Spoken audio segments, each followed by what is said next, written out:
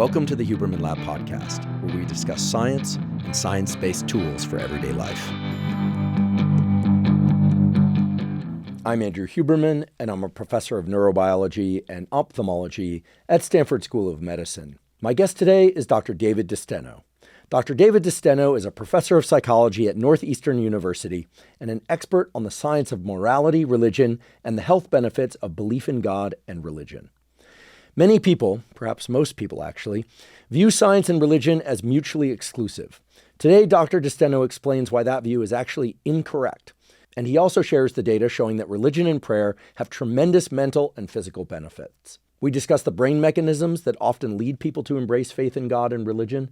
And we attempt to tackle some of the big questions that often come up around science and religion. For instance, can the existence of God actually be proven? Can it be disproven? If not, how should we think about miracles, the origin of life, and the afterlife? So small questions like that. We also discuss where the line between rituals and suspicions resides and what distinguishes religions from cults. He also shares that despite the fact that more than 100 new religions surface every year, that was surprising to me, very few are able to last. That was not surprising.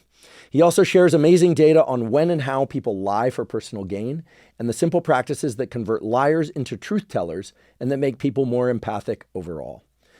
To be clear, Dr. DeSteno is not promoting religion. He's a scientist, and his approach is to study in an unbiased way how belief in God and religious practices can benefit individuals and groups. Thanks to him, it's a remarkable conversation that I also believe is important, especially in this time of rapidly evolving AI technology and social media. I learned a ton speaking with him about science, God, and religion, and I'm certain that you will too. Before we begin, I'd like to emphasize that this podcast is separate from my teaching and research roles at Stanford. It is, however, part of my desire and effort to bring zero cost to consumer information about science and science-related tools to the general public. In keeping with that theme, today's episode does include sponsors. And now for my discussion with Dr. David DeSteno. Dr. David DeSteno, welcome. Thanks for having me, Andrew. For so many people, the idea of science and religion or science and God are opposite one another.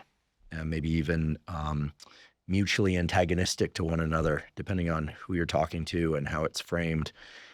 That makes sense, I think, to a lot of people, religious or not, just because on the face of it, science is supposed to be about disproving hypotheses, and religion in most people's minds is based on belief and faith in things that are difficult to disprove. Not impossible, perhaps, but difficult to disprove. And people go back and forth, trying to prove the existence of God, trying to disprove the existence of God. This is going on for many, many thousands of years. Mm-hmm. To start, I just want to know, what is your view on the compatibility of science and let's just say belief in God? Because religion and belief in God are somewhat separable, Sure. And we'll get into that.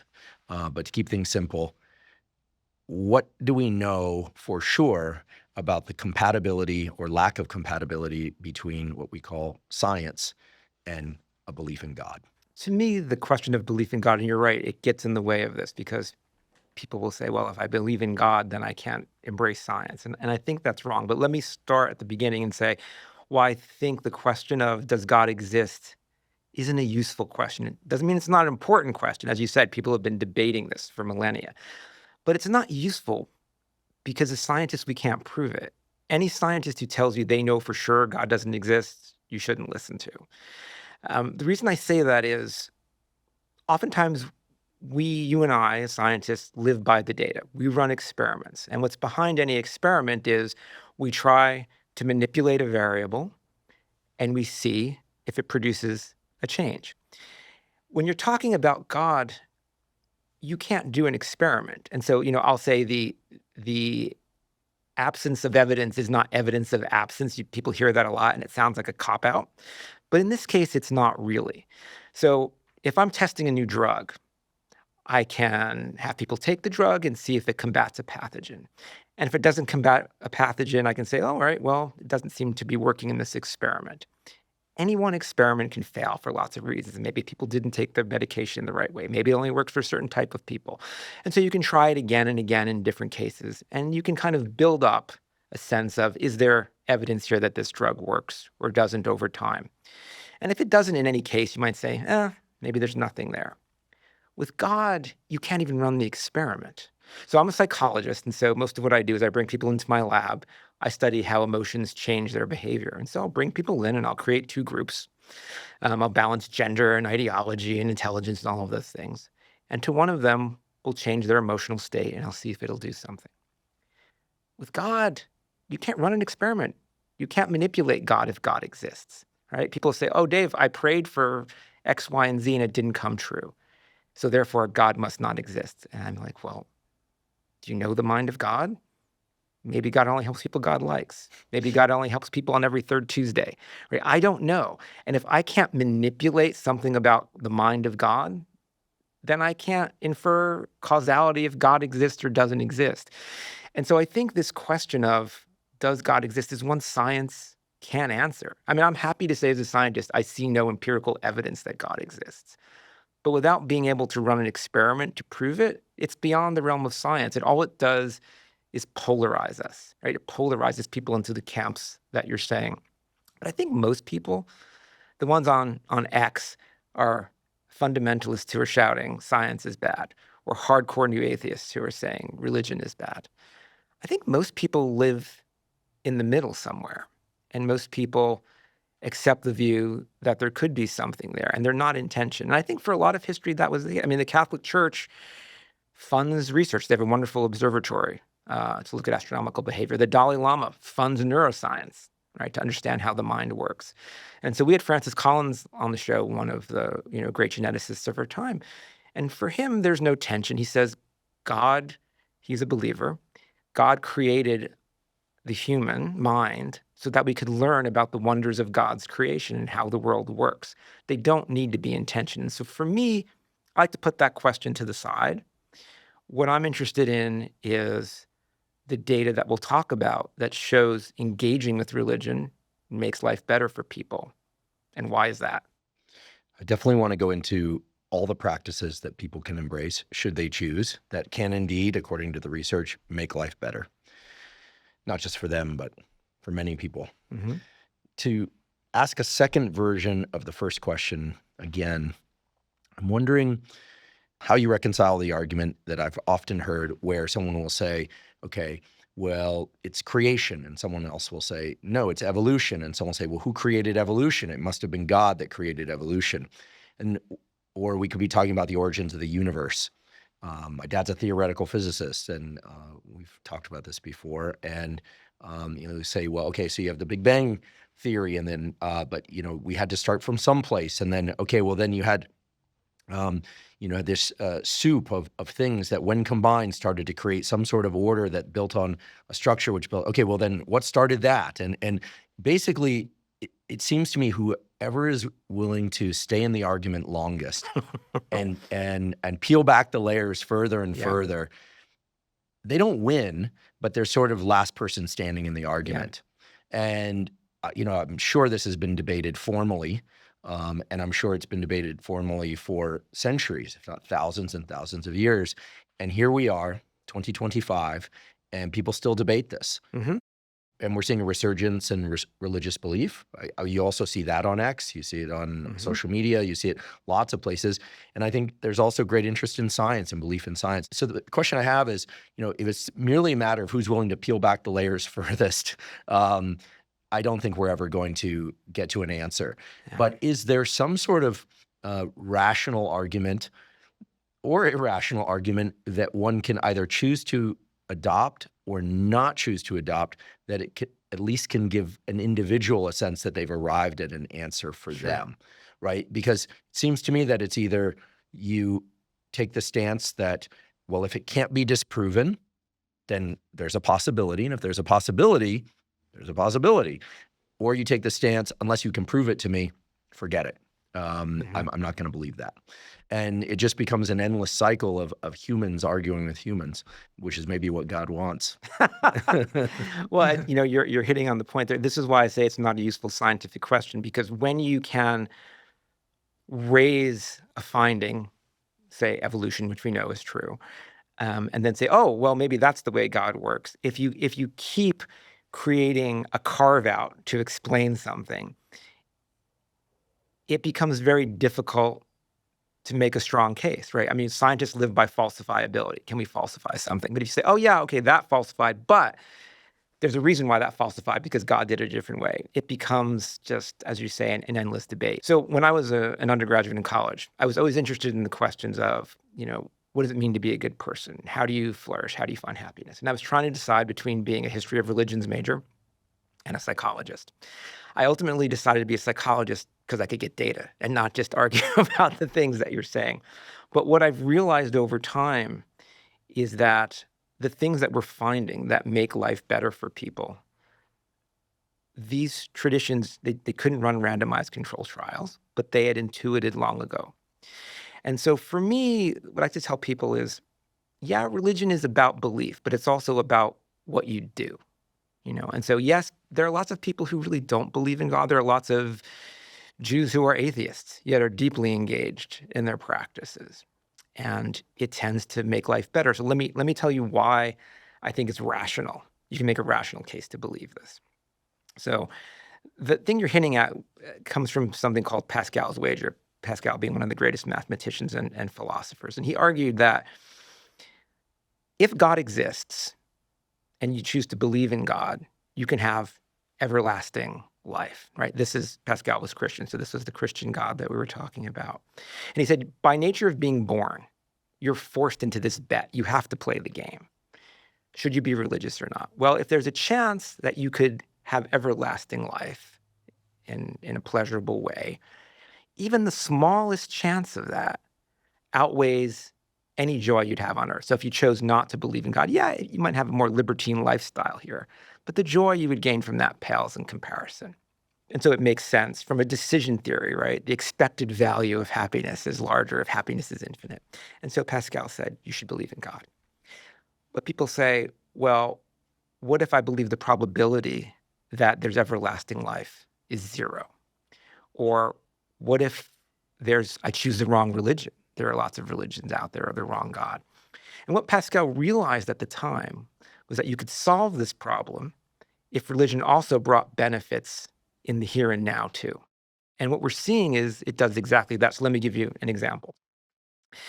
Epidemiological data show that people who engage with religion, not just say I believe in God, but actually engage with faith, over a 15 to 20 year period, it cuts all-cause mortality by 30%, cuts death due to cancer and cardiovascular disease by 25%, reduces anxiety and depression, increases people's sense of meaning and feeling that their life is flourishing.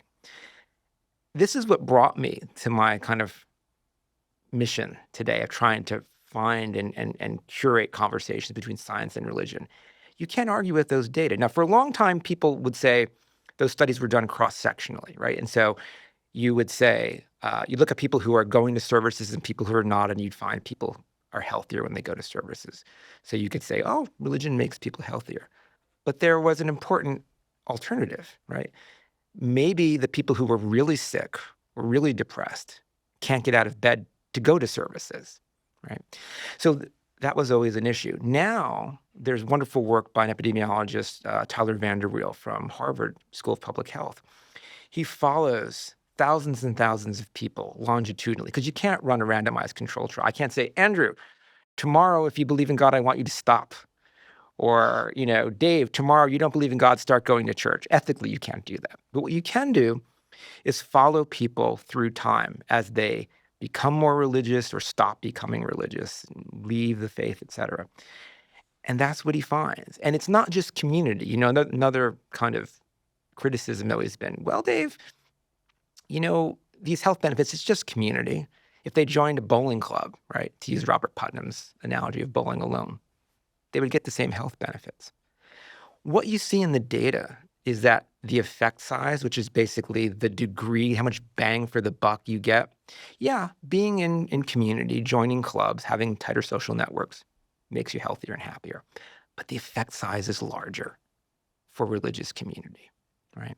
They're doing something in those communities. And I think it's the practices they do that matter. And even among young adults, where we're seeing increasing levels of anxiety and depression, even private practices, things like prayer and meditation, are showing up as ways to buffer those and protect against them.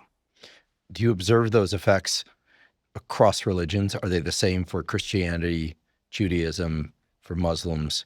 And also we could talk about the subdivisions within each of those. Yeah, it's a good question. So these aren't my data. These are data from Tyler Vanderbilt and other folks. They haven't examined every religion, but when they do look across some faiths, it's a pretty stable finding. I'd like to take a quick break and acknowledge our sponsor, Our Place. Our Place makes my favorite pots, pans, and other cookware. Surprisingly, toxic compounds such as PFASs or forever chemicals are still found in 80% of nonstick pans, as well as utensils, appliances, and countless other kitchen products. As I've discussed before in this podcast, these PFASs or forever chemicals like Teflon have been linked to major health issues such as hormone disruption, gut microbiome disruption, fertility issues, and many other health problems. So it's really important to try and avoid them. This is why I'm a huge fan of Our Place. Our Place products are made with the highest quality materials and are all completely PFAS and toxin-free. I especially love their Titanium Always Pan Pro. It's the first nonstick pan made with zero chemicals and zero coating. Instead, it uses pure titanium. This means it has no harmful forever chemicals and does not degrade or lose its nonstick effect over time. It's also beautiful to look at. I cook eggs in my Titanium Always Pan Pro almost every morning. The design allows for the eggs to cook perfectly without sticking to the pan. I also cook burgers and steaks in it, and it puts a really nice sear on the meat. But again, nothing sticks to it, so it's really easy to clean, and it's even dishwasher safe. I love it, and I basically use it constantly. Our Place now has a full line of Titanium Pro cookware that uses its first-of-its-kind titanium nonstick technology. So if you're looking for non-toxic, long-lasting pots and pans, go to FromOurPlace.com/Huberman and use the code Huberman at checkout. With a 100-day risk-free trial, free shipping, and free returns, you can experience this terrific cookware with zero risk. Today's episode is also brought to us by LMNT. LMNT is an electrolyte drink that has everything you need and nothing you don't. That means the electrolytes, sodium, magnesium, and potassium in the correct amounts, but no sugar. Proper hydration is critical for optimal brain and body function. Even a slight degree of dehydration can diminish cognitive and physical performance. It's also important that you get adequate electrolytes. The electrolytes, sodium, magnesium, and potassium, are vital for functioning of all the cells in your body, especially your neurons or your nerve cells. Drinking LMNT dissolved in water makes it very easy to ensure that you're getting adequate hydration and adequate electrolytes. To make sure that I'm getting proper amounts of hydration and electrolytes, I dissolve 1 packet of LMNT in about 16 to 32 ounces of water when I first wake up in the morning, and I drink that basically first thing in the morning. I'll also drink LMNT dissolved in water during any kind of physical exercise that I'm doing, especially on hot days when I'm sweating a lot and losing water and electrolytes. LMNT has a bunch of great tasting flavors. I love the raspberry, I love the citrus flavor. Right now, LMNT has a limited edition lemonade flavor that is absolutely delicious. I hate to say that I love one more than all the others, but this lemonade flavor is right up there with my favorite other one, which is raspberry or watermelon. Again, I can't pick just one flavor. I love them all. If you'd like to try LMNT, you can go to drinklmnt.com/Huberman, spelled drinklmnt.com/Huberman, to claim a free LMNT sample pack with a purchase of any LMNT drink mix. Again, that's drinklmnt.com/Huberman to claim a free sample pack. I was planning to ask you this later, but I'm going to ask you now. It seems appropriate to ask you now what your thoughts are on this Russell's Teapot business, which was taught to me by my postdoc advisor, who was a staunch atheist. Okay. And I'll never forget this conversation. He said, he said he was an atheist. I had questions about that. I believe in God. I should be, just clear about that now. Back then, I was probably a bit more in the question of that. Mm-hmm. But deep down, I would have written in my journal, I believe in God. I have since I was a kid, and I do now. He said, well, there's this, he described it as a celestial teapot. And he gave me this example, the celestial teapot, which was for him a rational argument as to why he was an atheist. I looked it up. It's not called the celestial teapot. It's called Russell's teapot. So he got it wrong. Russell was right. So here it is. And I'm paraphrasing here from something I pulled from the internet, but I verified this is accurate to Russell's teapot. Russell's teapot is an analogy formulated by the philosopher Bertrand Russell to illustrate the philosophic burden of proof lies on the person making empirically unfalsifiable claims as opposed to shifting the burden of disproof to others. So Russell specifically applied his analogy in the context of religion. He wrote that if he were to assert, without offering proof, that a teapot, too small to be seen by telescopes, orbits the sun somewhere in space between the Earth and Mars, he could not expect anyone to believe him solely because his assertion could not be proven wrong. So this sort of brings us back to the first part of our conversation. What do you think about this? People are walking around with Russell's teapot in their mind saying, the burden of proof is on the person making the assertion, not on other people to carry a belief because it can't be falsified. It depends on your philosophy of science. For me, I tend to think about this. So I'm a psychologist. So, William James, the father of psychology, had a real interest in religion. And he phrased this slightly differently. He had this notion of something he called an overbelief. And an overbelief is a belief for which the evidence is lacking. It's not disconfirmed, right? But it's lacking. But which nonetheless feels right and leads to positive outcomes. And for him, if those two criteria were true, then it is rational to embrace that belief. And that's how he basically came to embrace religion. And so I think, again, where we are is either of those philosophies can be valid. You have to make a choice. One is not more valid than the other. It's based on your philosophy of science.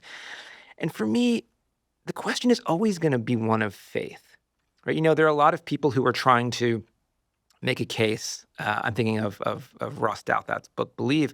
They're trying to make a case for it that it's rational to believe in religion because, it's called the fine-tuning argument. Look at all the parameters in the world for gravity and other physical coefficients. If they weren't tuned just exactly right, life could never have evolved here. And the probability against them being tuned just exactly right is low. And then people say, well, sure, but there can be hundreds of millions of other universes, right, that we know in the multiverse. And so it's not that weird that we have here.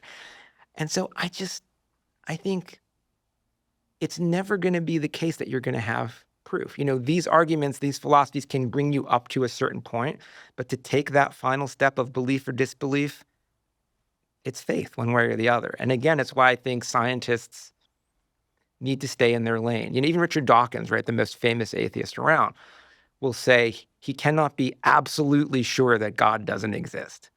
Yet he acts like he doesn't, and he urges you to not believe. And so for me, I think let's not do that. When we talk about these practices, how they lead to health and well-being, I can't tell you if they are divinely inspired from a creator who cares about its creations and kind of gave them a roadmap or a user's guide to make life better, or if they're cultural adaptations of people figuring stuff out over millennia.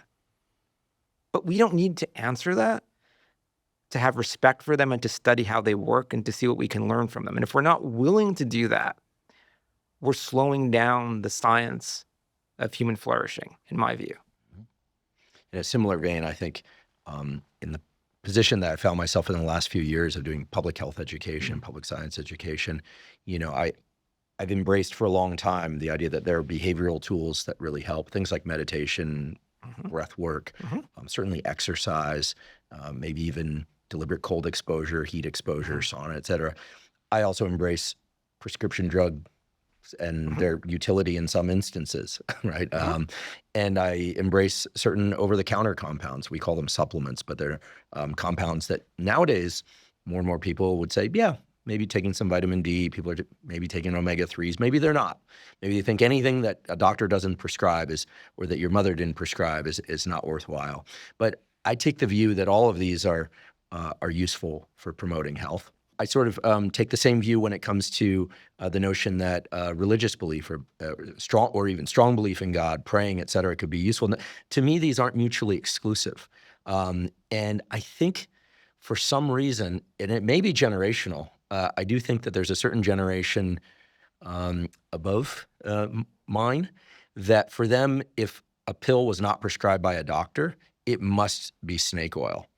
And that's crazy if you think about the fact that, in the 1970s and 80s, there was this big movement to try and get meditation into universities, and those people were kind of shunned. Psychedelics, They were the work of the devil. People were fired. Yeah. Now I can tell you that tens, if not hundreds of millions of taxpayer dollars are being used to study psychedelics in laboratories at major universities like yours and mine and a bunch of others in the US and around the world.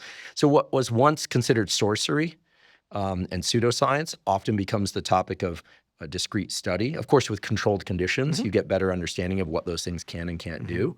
But I think we're arriving at the time where religion and science are going to start to be looked at with scientific rigor. And I think that's going to bring about more acceptance of God and religion in terms of how the mind works and well-being. I agree with you, but let's talk about that older generation, because you're right. I have many in my family too who, if the doctor doesn't prescribe it, don't take it. But even during that time period when those folks were younger, the pharmaceutical companies, and I make this argument in my book, the pharmaceutical companies had technology to make all kinds of drugs, but they didn't know where to look. And so what did they do? They sent people to traditional cultures around the world to find substances that say the traditional cultures say can help people. They called it bioprospecting at the time. And, sure, a lot of those didn't do anything, but some did. And from those, we've found wonderful chemotherapy drugs that reduce pain, et cetera. And we wouldn't have done that if we didn't let go of our arrogance that some of this traditional wisdom might not be valid. And so what I argue for is a terrible word, but instead of bioprospecting, I call it religio-prospecting, right? We should go back to these traditions, find these practices, do exactly what you're saying, study them in terms of the scientific method, which I fully support and believe in as a scientist, and see what they do. And what we're finding, they can do a lot. Tell us about some of those findings, because they're really striking in terms of what specific practices and belief systems can do in terms of improving our physical and mental health.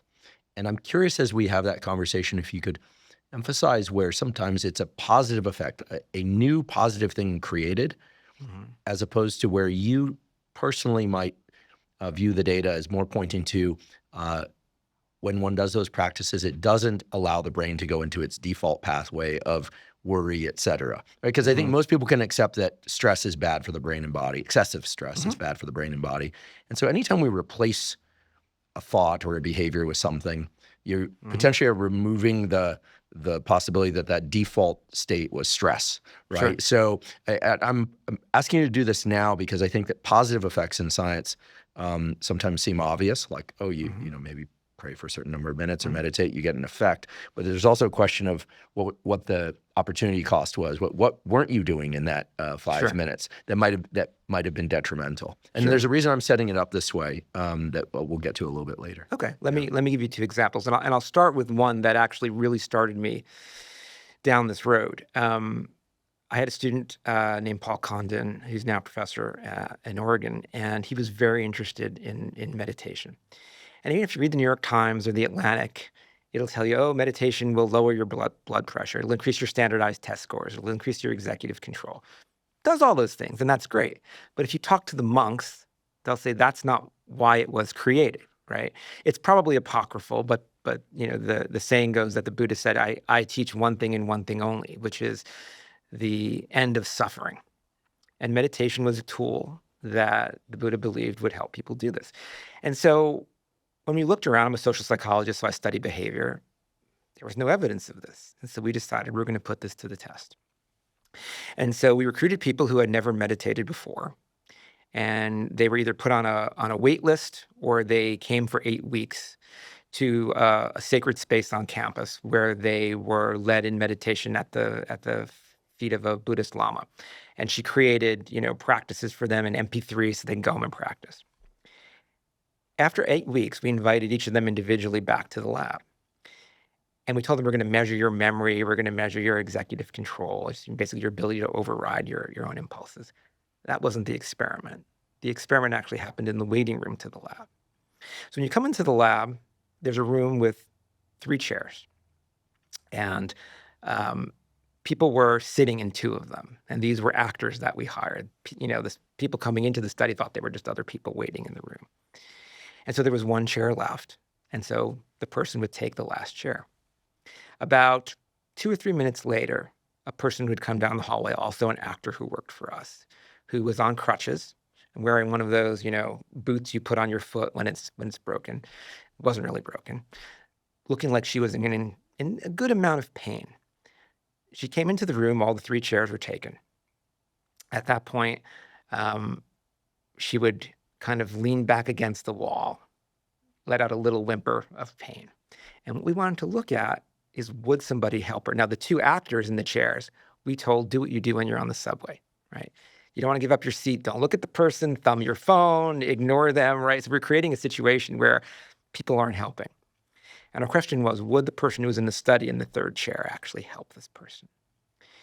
In the control condition, people who weren't meditating, about 15% of them got up and said, oh, do you want my chair? Can I help you? Can I hold something for you? In the meditation condition, it was close to 50% of people who did this, right? We tripled the rate at which somebody felt compassion for somebody else in pain and was willing to help them. That's a pretty big effect in terms of behavioral science. Now, that was a small study, so we've replicated it. We've also done it in a situation where someone is provoking you. So in this situation, people who had been meditating or not came to the lab, and there's a paradigm that's designed to evoke anger. And the way it works is you create you spend 5 minutes to write a story about your life's goals. You have to then present this to the other subject, who they didn't know was an actor for us. He listens to this and he says, really? That's your plan? That doesn't make any sense, right? And this was a paradigm developed by an anger researcher named Tom Denson. And we know it creates, the HPA axis anger response, and so it's really well validated.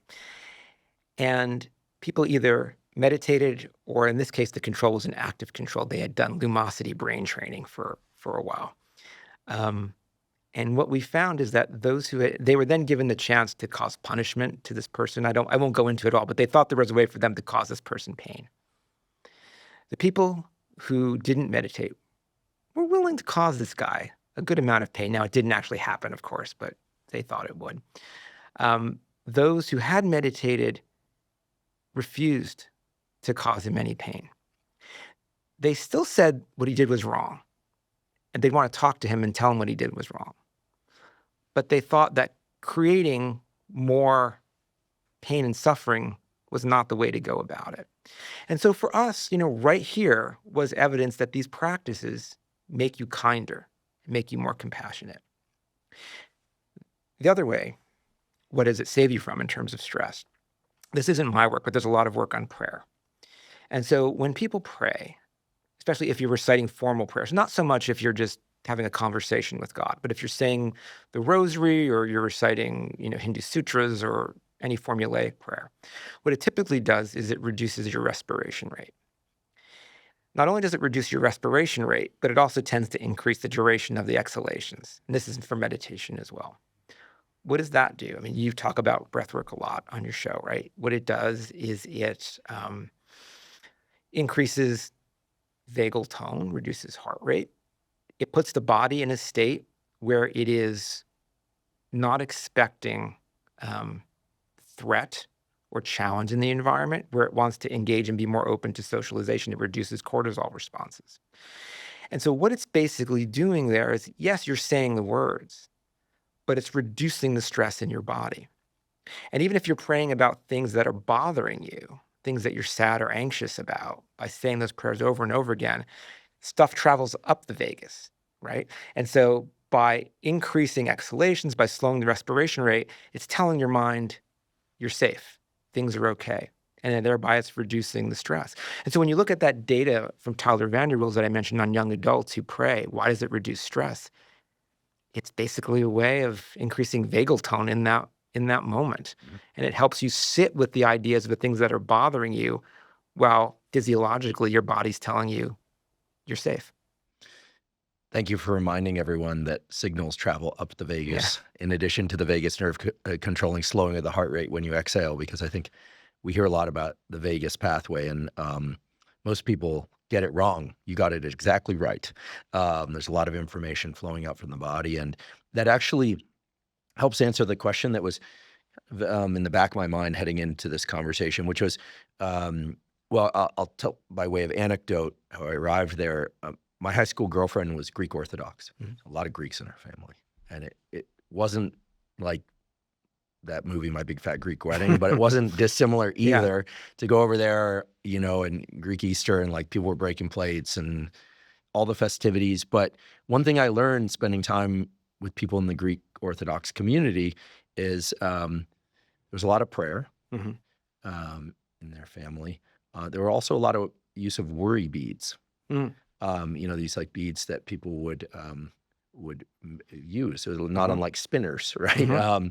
But often while reciting prayer, this was more in the older generation in her family and friends.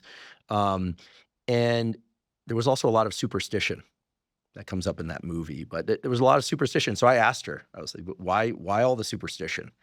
Why the worry beads? And she said, because that replaces what the mind would be doing if you weren't manipulating these beads and carrying out, kind of superstitious activities. Like the superstitious activities, as long as they don't take over your life, Right. Replace things that are much worse, darker thoughts, more terrifying ideas about terrifying things that you don't want to happen. So it's about replacing all of that with repeating themes, literally loops of thought that, of course, they could break out of and interact. I'm not suggesting all Greeks are like this, by the way. I love Greek culture. I love the food. I think they're wonderful people. But it's very interesting that, at least within that culture, they've adopted quote unquote superstitions are somewhat accepted. Again, they're somewhat generational. Worry beads and prayer and ritual, and all these things sort of blend together seamlessly. Like you wouldn't say, they're over there using worry beads, then they're doing superstitious activities or reciting things in a superstitious way. But, it's all kind of blended into the culture in a way that they seem like very happy people, I must say. Very joyful a lot of the time.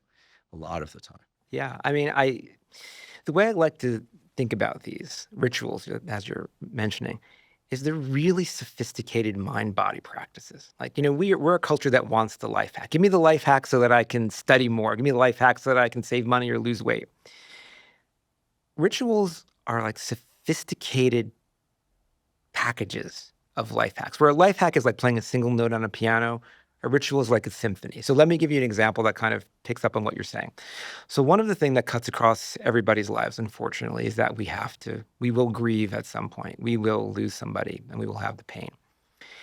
And so I was interested in looking at mourning rituals, right? And what is one thing that almost all religions do when somebody passes? You eulogize this person, and it seems normal. But when you think about it, it's kind of strange, because if I just lost a job that I loved, or if my wife just decided she was going to leave me, I wouldn't want to think about daily how wonderful this person was or this job was, because it would increase the pain. But with someone passing, it does the opposite. So George Bonanno, who's one of the nation's leading bereavement researchers at Columbia, he says one of the biggest predictors of who can move through grief successfully, and by that I mean it doesn't get too intense or it doesn't go on too long that it becomes paralyzing, is who can consolidate positive memories of the deceased person. The better you are able at doing that, the more you'll move through grief successfully. And then you're talking about superstitions. If you look at the Jewish mourning ritual of Shiva, and I won't say this is a superstition, but there are elements to it that some people think are strange, like when someone passes, you cover your mirror. Why would you cover your mirror? Well, there's lots of research in psychology that shows when you look into a mirror, whatever emotion you are feeling becomes intensified. So if you're happy and you look into a mirror, you'll feel more happy. If you're sad, you'll feel more sad. Those are solid data? Those are solid data from the 1970s or 80s. Interesting. Yeah. And so they would give people emotional inductions. They'd have a group who would look into the mirrors and groups who didn't. They would then measure their emotions after. Always goes up. Selfies. Yeah. I'm just kidding. And so by simply covering mirrors at a time when you are feeling intense sadness and grief, it reduces that. They also, during Shiva, you're supposed to reduce self-focus. So you're not supposed to shave. You're not supposed to wear your best clothes. There's work coming out showing that reductions in self-focus and focusing on you and your needs actually reduces grief. It's also the case that every day during the 7 days of Shiva, your community has to come to your house, and prayers are said in what's called a minyan, which is a minimum of 10 people. So people come and they will say prayers together. And while they're saying prayers, they're kind of, swaying in unison, saying the same words in unison. That's something in psychology we call motor synchrony, right? What is motor synchrony? It's simply moving your body in synchrony with someone else. So in my lab, we've shown that if we bring people in and we have them engage in motor synchrony. So, let's say you and I, Andrew, don't know each other. We sit down, you put on earphones, I put on earphones or headphones, and in front of us is a little sensor. It's really not a sensor, but it looks like a little pad. And we play you tones, and you're supposed to tap that sensor every time you hear the tone. And in some conditions, we have these people who have never met hear the simultaneous tones, so they're tapping in unison. In other cases, they're completely random, and so they're not synchronized at all. Through a whole set of shenanigans that I won't go into, what then happens is one of the persons is put in a situation where they need help to complete a task, or they're going to be stuck there for a long time and not get credit for this study. If we had tapped in unison, people report feeling more connection to this person. They report feeling more compassion for their plight. And by 30% more, they're willing to go help that person spend their time taking on some of that person's burden. Now, if you ask them, why do they do this? They'll say, I feel like I must know this person. Like maybe he was in my class last semester, or maybe it was a party I was at. But that action of synchrony, right, is a cue to the mind that these two are joined. We kind of see this if you see flocks of birds or you see schools of fish, you kind of see a greater whole, even out of individuals, because they're moving together. And so it's an ancient marker to the mind that we are joined. People don't have insight to that, but yet they feel that connection and they can't explain it, so they create a story for it. What happens at Shiva when you say these prayers? You're surrounded by at least 10 people who are doing them in synchrony with you. What is that going to do? It's going to increase the empathy and the compassion you feel. It also happens just in religious community in general. Like I talked earlier about why are the effects for religious community better? What are you normally doing? You're singing together, you're praying together, you're sitting and kneeling together. That's a subtle signal to the mind that you are more connected, and it will increase your empathy for each other. Having been a summer camp counselor in college, it was incredible to see the transition between the first day kind of shyness and awkwardness of the kids, and then you get them singing together or hanging out around a campfire one night. By the next day, it's almost like they'd known each other for a year. There were other factors at play there, but it's remarkable. And I believe that nervous systems link up relatively easily if they're given the right. Yeah, they're going to train with each other. The right opportunity. It's just inherent to our species, and schools of fish have lateral lines. They measure each other's electrical signals without trying. I think humans. I think we overemphasize the extent to which this happens through speech. I think it happens a lot more through bodily things. And we had an expert in the evolution of human speech on here a few years ago, Eric Jarvis, who's not Columbia, the Rockefeller. I almost insulted him in New York. He would never say that. And Eric is a very accomplished dancer in addition to the incredible science he does. And he told me that people now believe, based on genetics, anatomy, and more, that song evolved prior to spoken language, which makes sense. And so song and dance were the more evolutionarily ancient forms of language. And speech came out of that. So it makes sense that we would bond that way. You mentioned people sitting Shiva in Judaism.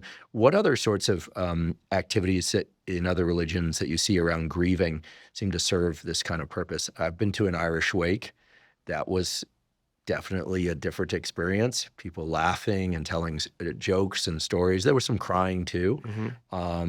Certainly grieving was happening, but in a very different way. I believe you grew up Catholic. Is that right? Did, yeah. Okay. So what about some of the other forms of grieving in other religions? Yeah. So, it's funny. Friends of mine who are Jewish will always say, yeah, we do death well. And I think it's true. As I look at it, the practice of Shiva to me has all the right pieces. And for me, so like eulogizing happens in all faiths. And what I like to say is there are convergences in these, right? If you're a cultural anthropologist, you're seeing convergent evolution in terms of the cultural things that we can do to put our bodies in the right way. Or if you're a person of faith, you can say, well, God cares about God's creations, and so we're all embodied in the same way, and so the same practices are going to matter. But some groups may have figured things out more than another. I mean, eulogizing is the big one. At some Irish wakes, they do cover mirrors. They have a completely different theological story for why they do it. Yeah, what do they say? I think it's something about keeping evil spirits away. I don't know. Mm-hmm. But in Hindu ceremonies, they do it as well, in certain Hindu ceremonies. And so I think it is always about coming together. In Chinese grieving rituals, there is this focus on ancestor worship. And so when someone dies, yes, they go to a different domain like heaven. But there, what they do is they keep the relationship going. So there's something called, they call it, I don't know what the word in Chinese is, but it's called ghost money.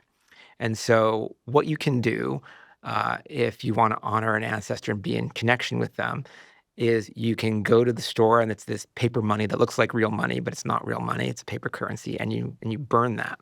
And as the smoke rises, it goes to them where they are, and they can use it to buy stuff.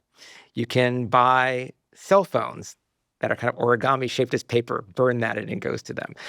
And that might sound strange, but what it really does, it's a way of keeping that relationship there, of not totally losing that person, of having that positive memory, and still feeling like you have them in your life. Because one of the biggest difficulties of humans, we're social creatures. When we experience loneliness, when we lose someone, it is painful psychologically. It's also bad for us physiologically if it goes on.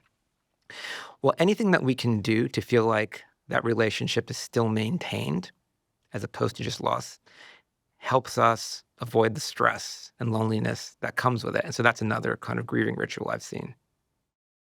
I'd like to take a quick break and acknowledge our sponsor, AG1. AG1 is a vitamin mineral probiotic drink that also includes prebiotics and adaptogens. As many of you know, I've been taking AG1 for more than 13 years now. I discovered it way back in 2012, long before I ever had a podcast, and I've been drinking it every day since. For the past 13 years, AG1 has been the same original flavor. They've updated the formulation, but the flavor has always remained the same. And now, for the first time, AG1 is available in 3 new flavors: berry, citrus, and tropical. All the flavors include the highest quality ingredients in exactly the right doses to together provide support for your gut microbiome, support for your immune health, and support for better energy and more. So now you can find the flavor of AG1 that you like the most.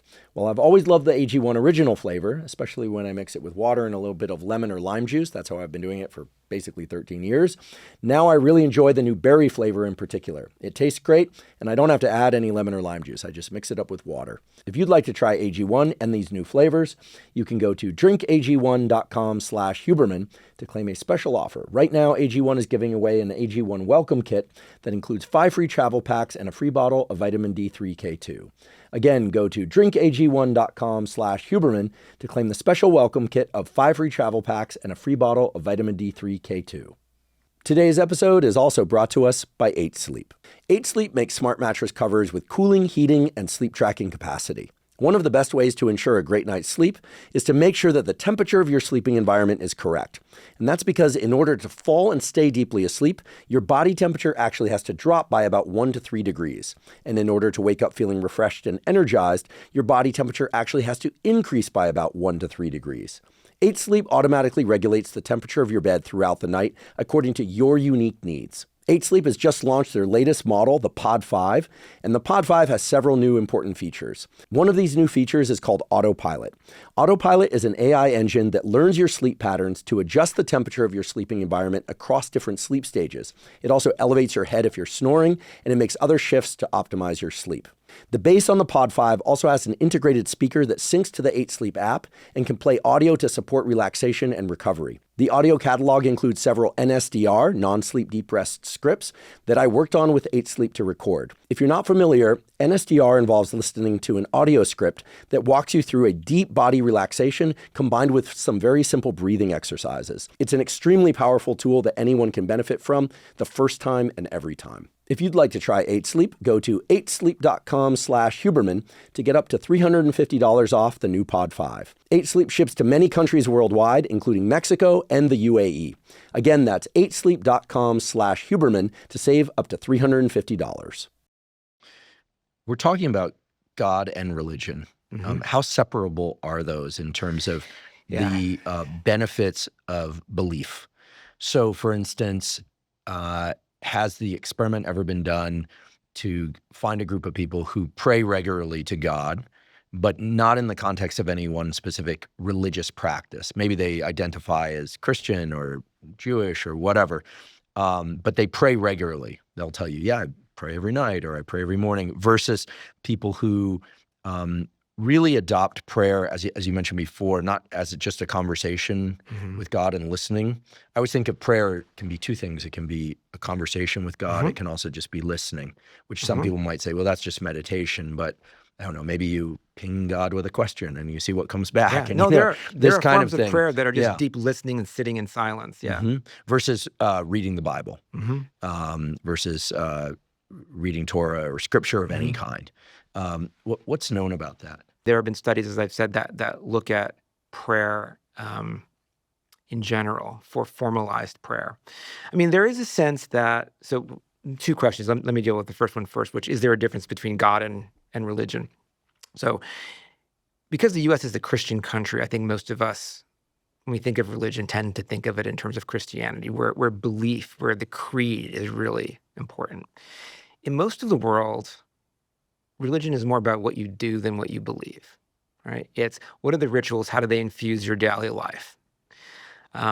And that's why, as I said, there are many Jews who are atheists. There are many Hindus I know who are atheists, yet they engage in the practices and they get the benefits from them. So I think those two are separable. There are also people who believe in God, yet don't go to any services and don't practice at all. They say, oh yeah, I believe in God, but I don't engage in this.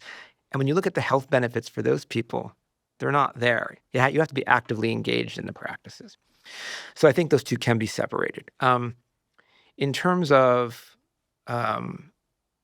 prayer, so remember I was telling you about the motor synchrony stuff. There is, and how it makes you feel more compassion toward other people. There is work that shows that when you do motor synchrony on its own versus motor synchrony in prayer, and so these are studies where people were just listening to music and dancing together or moving together, versus where they were chanting together, chants that are meaningful to them and their faith, and that set forth principles of the faith. What you find is an increase, a greater magnitude of the effect of the motor synchrony when those meaningful parts of prayer are included. Why is that? As I said before, it's a mind-body practice. So the moving in time, the motor synchrony, is putting your body in a state where it's more receptive to messages about community or coming together, as opposed to feeling tense, where your body is saying, no, there's a threat here, but your mind is saying, no, Dave, be good and reach out to these people.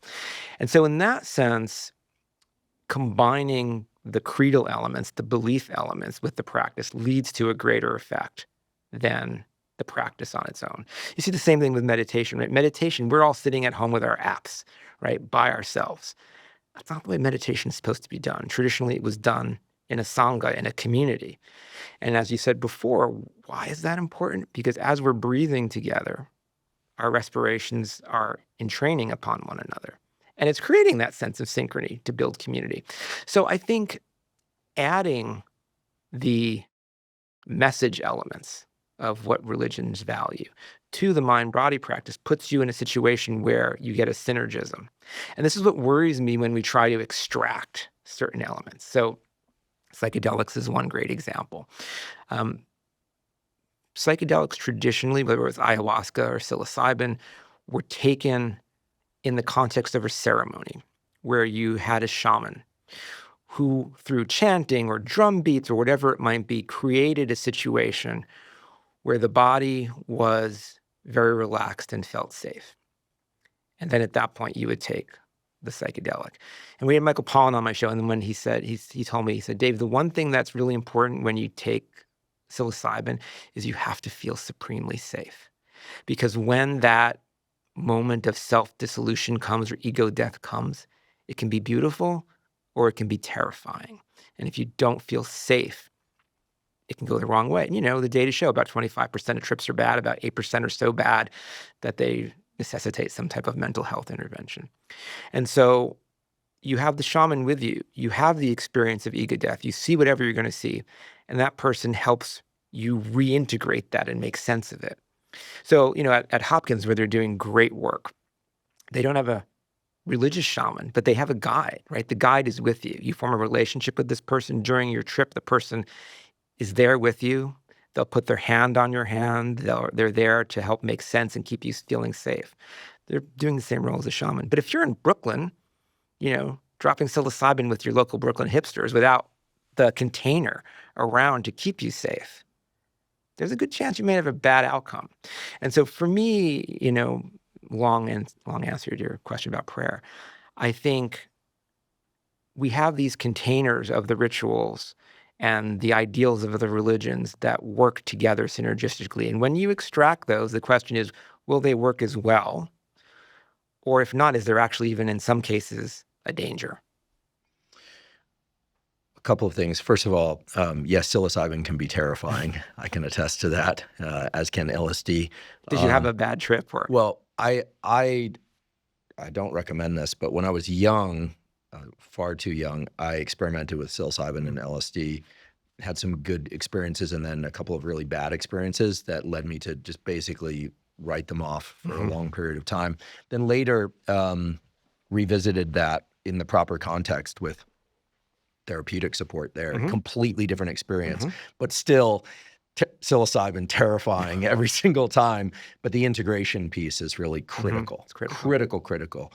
We could have a long conversation about psychedelics, but I'll just mention now, because I'll come back to this in a little bit, a friend of mine who's quite religious, he's Christian, quite religious, and very versed in the Bible, studies the Bible, is very skeptical of psychedelics, or even concerned about people's use of psychedelics, not because they're quote unquote anti-Christian, but because there's this idea that during psychedelic journeys that evil forces actually can see into your unconscious mind.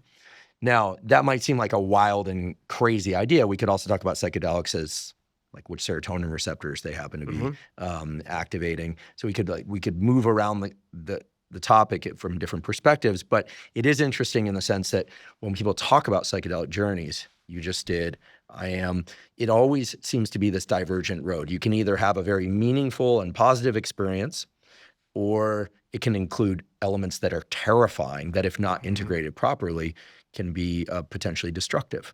So the idea that maybe certain components of religion would see it as hazardous, assign that to evil spirits, devil, et cetera, isn't outside what we've observed scientifically or clinically either. No, that's true. And I think you may know this better than me, being a neuroscientist. I think some of the most recent work on psychedelics suggests, to use a poor metaphor, what it's basically doing is loosening the mind, right? It reopens up periods of critical learning. And so things that have become kind of rigid and reified in your brain, suddenly there's flexibility again.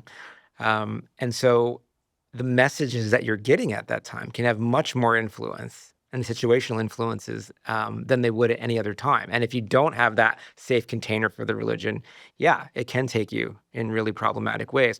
But what I find interesting about it, is people often talk about that moment of when it's good, of ego death as kind of being this transcendent experience where you feel this sense of connection to everything and great love. And if you look at mystical traditions where they're all designed to kind of get you to this point, there are what are traditionally called right-handed routes and left-handed routes. Right-handed roots are the ones that are kind of deeply embedded in religions that we normally don't see as much because they're for people who are kind of living a contemplative lifestyle. So Christian traditions have them. Buddhist tradition we're more familiar with, et cetera. And so you can, by virtue of engaging in long practices of meditation, building your skill over many years, get your mind to that point where you can have this sense of ego death. Left-handed traditions, they're the quick and easy way, right? So rather than learn the practice, you can take the drug and get there as well. And so what's interesting to me is that they're both roots, and religions themselves, even outside of the chemicals, have a way for those who want to follow it to gain this transcendent experience. But they're always a little more worried about the left-hand roots for the reasons you're saying, because they don't have the practice and the guidance long-term, and they can go badly for people and lead you to problematics. But that I can see people interpreting as demonic influences. Yeah, I think it's also worth knowing that sometimes people can have a very good experience on psychedelics, but without adequate integration, or if the frequency is too high, sometimes issues can surface weeks or months later. It's not always just that they have a bad experience. And I'm generally optimistic about psychedelics as a clinical tool. Yeah. I'm hoping they will get FDA approval soon. I'm hoping the FDA approval will require proper therapeutic support in order for them to be used clinically. But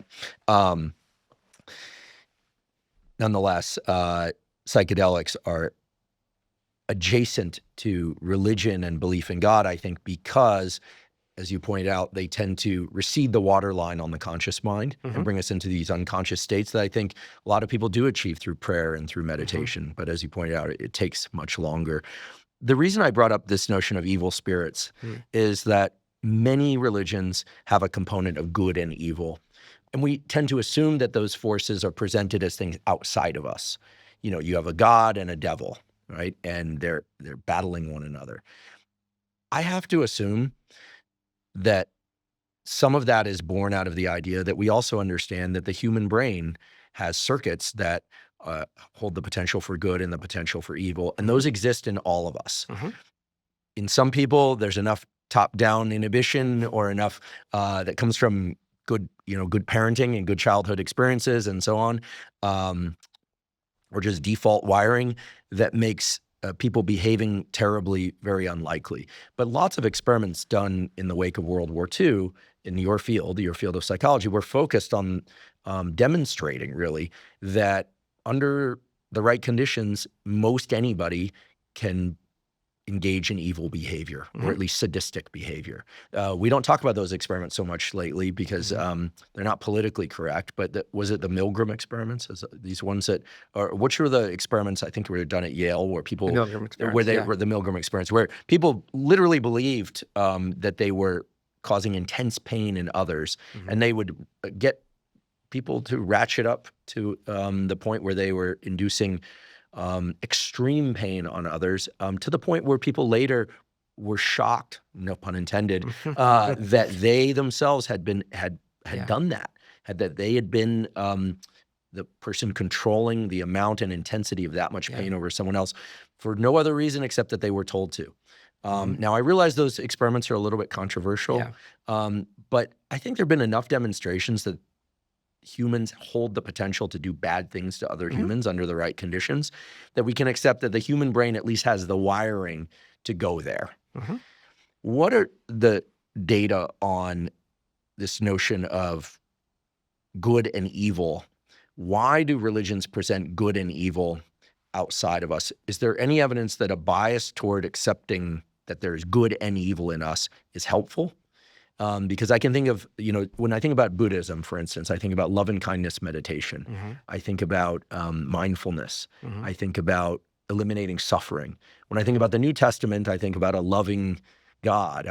We hear about Jesus as being of love and forgiveness and redemption. And then, of course, we have the Old Testament, which is a lot less forgiving. So what are your reflections on good and evil in religion and how they can serve us in terms of our beliefs? Or, I don't know the data, for people that want to reject that, is there an advantage to rejecting that? There's a lot there. So first, the question of why do I think religions think about it as outside of us. So one of the things I teach is moral psychology. Why do people do good or bad? And what the data has shown us over the past few decades is that people's moral behavior is a lot more variable than anyone would ever predict. And because of that, because like most people like to think of ourselves as good people, when we do something wrong that's objectifiably wrong, we feel like something came over us, right? And so it's easy to say there's an evil force outside that was guiding me. What we're learning now is that a lot of moral processing within the brain happens kind of below your conscious awareness. And I'll give you an example of that in a minute. So it feels like it's coming over us. So therefore, maybe it's some other force. But the point you raise is a good one, right? We did not evolve to be saints. We did not evolve to be sinners. We evolved to be adaptive, right? To basically be able to reproduce and pass on our genetic material. Because we're a social species, we need to cooperate with each other. And therefore, most of the time, when people can see what we're doing, we're going to try and be good because we don't want a reputation for being a bad person. No one's going to cooperate with us. But if you're in a situation where you can have your cake and eat it too, that's adaptive. You're going to take it. And so as an example, we do studies on cheating in my lab. And we have the situation where people come to the lab and we say, okay, look, there's 2 tasks that need to be done. One is short and fun, takes about 10 minutes. One is long and onerous, takes about 45. You are in the role of decider. You can pick which one of these you want to do. Most people think the fairest way to do it is to flip a coin because whichever one you don't do, the person behind you is going to get stuck doing. And everybody says, yeah, that makes sense. And so we give them a little device that's a computerized coin flipper. So they can hit the button and it comes up heads or tails. The reason we do that is so we can control which side comes up. Heads, you get the fun task. Tails, you get the bad task. 100% of people, when you ask them and you say, if you lied about this, because you're going to be in the room by yourself, if you say you got heads when you didn't, is that morally wrong? Only time in my life I get unanimous data. 100% of people say, yeah, that's morally wrong. That's encouraging that they say that. Well, yeah, wait. And so then we put them in the room and we say, they know they can decide how they want. They know most people say you should use the coin. They say you should use the coin. Guess what percentage of them? So we know they lie because they come out and they basically say, oh, I got the easy task, and we let them go do that. We know the coin came up tails because we rigged it. What percent of people do you think lie to us? I don't know. Depending on the study, it's usually like 85%. 85%? Yeah. Now, there are situations where we tell them you can't decide. You must do what the coin tells you. And there, still about a third of people cheat. Oh, my goodness. Right? Seriously? Yeah. And we've done it with money. You can get more money on the coin flip, higher or lower. But what's interesting is when you ask people later, why did they cheat? They will create a story because no one likes to think of themselves as bad. So they'll say things like, well, yeah, normally I wouldn't do that, but I had an appointment later and I just wanted to make sure I wasn't late and I thought that longer task might be a problem. Or my favorite one was because the bad task was like logic problems they had to solve. One person said, well, the guy who was sitting next to me in the waiting room, and I know would get the one that I didn't choose, he was an engineer. So I thought he would like the logic problems that took a lot longer to do, right? And so people are creating these stories. And so the point of this is that if it was public, no one would ever cheat. Like, when I go on TV, people will say, can we do one of your cheating experiments? And I'm like, no one's going to cheat when they're like, have the TV cameras on them, right? But when you can get away with it, your brain changes the computations of what's valuable. You will cheat because it's adaptive to not exert extra energy. You don't have to if there's no reputational cost. And so people do. Where does religion fit in this? Well, there's wonderful work. This is by Dimitris Xykalidis, who's a professor at UConn, where he has people in different cultures do a similar thing. And he has them play a game where they can cheat somebody else out of money. And they either do it in a restaurant kitchen or in a temple. The rate of cheating drops dramatically if you're doing it in the temple. Why? Because suddenly you're reminded, oh my goodness, God cares about this, and there's going to be a price for me to pay if I do this. And so that's top down.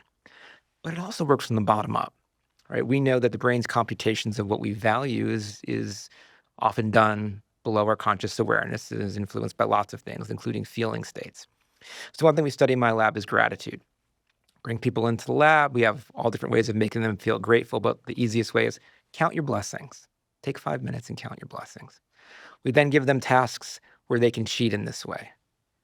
Those who have counted their blessings, cheating is almost non-existent. 85% to 0. Well, in that study, they were told they had to do what the coin said. So what the coin flipper said. So the average cheating rate was like 25 or 30%. It went down to 2%. Wow. Right. Still a market change. Still a market change. And I'm sure in the other one it would drop, if we did it the other way, it would drop dramatically too. We find that when we give people the opportunity to help someone else who is asking for help, a stranger they don't know, if they feel grateful, they're much more likely to do it. And we can do it in such a way that we can titrate the level of gratitude they're feeling to the amount of help they're giving. And so what's happening here is religions cultivate, they curate our emotional lives. What do people do when they pray? A lot of prayer, the most common prayer is a prayer of gratitude. If you are experiencing gratitude more frequently in your day, it puts you in a position where you are being nudged from the bottom up to be more willing to be honest, patient, generous, and helpful to other people. And so what's going on? The gratitude that you're feeling is putting your body in a state where the brain wants to be more pro-social. At the same time you're praying, you're getting the message, hey, you should be more pro-social. And so again, it's a synergistic effect to push us in that way. When it comes to discussions around religion and religious practices, you can see a lot of commonalities among religious practices when you kind of take a step back, whether or not it's around gratitude or it's around grieving, celebrating birth of children, et cetera. There's a lot of discussion nowadays how, at least in the United States, but I think elsewhere in the world as well, people are more isolated. Yeah. People are feeling probably more pulled into their phones, really. There's an interesting picture published recently, or a series of pictures, I forget exactly where, but we'll provide a link to it, where someone took real pictures of humans in a natural environment, in cities, et cetera, but deleted the phones anytime they were holding their phones, and everyone's just staring at their palms at the beach with their kids. Their kids like kids on the subway. I don't know if there was a subway one, but it's just we're all staring at our palms all the time. It's a very bizarre point in human history. So the question I have is, when people pray, when people have a belief in God, presumably they feel less alone. Yeah. It certainly makes me feel less alone to pray. In fact, at some point, I found anyway, that if you pray regularly, that you never feel lonely. You never feel alone, because you realize that people come, people go. Ideally, you don't lose people close to you quickly or too soon, but everyone dies eventually. But your relationship with God, if you have one, is a permanent thing. It's just and the more you lean into that component and a faith in that, the less lonely you feel ever. Yeah. It's kind of remarkable. And in this age of like AI and digital twins and smartphones, where everyone's got at least one smartphone, I think this is not a trivial aspect to all of it. I mean, the notion of not being alone is so fundamental to feeling safe as a human. Yeah. So I don't know what the research on loneliness and religion says, but oftentimes we hear about these things in the context of community. What about just the mental health benefits of feeling like you're not alone, because you really believe you're not alone? Yeah. I mean, so the data show that people who engage with religion report much less loneliness. And it's probably both, right? It is usually they're engaged in a religious community that causes deeper social bonds. But I think you're right. It does, believing you have a relationship with God allows you to feel like someone is always there. And there's an important difference, right? Being alone is not the same as being lonely, right? You can be surrounded by a lot of people but not feel a connection to them. With God, from what we can tell, there is this sense of having a relationship with someone who has your back, right? A friend that in essence you can count on. It's interesting, in a lot of evangelical traditions, there's a lot of emphasis placed on having conversations with God. So I'm not sure how you were raised, but for me, being Catholic, it was more like you would pray and God was there. But in a lot of these evangelical traditions, there are trainings that people go to be able to listen for God. And I'm not as familiar with the steps of those, but there really is this sense to kind of train yourself to be able to hear God or sense God by you.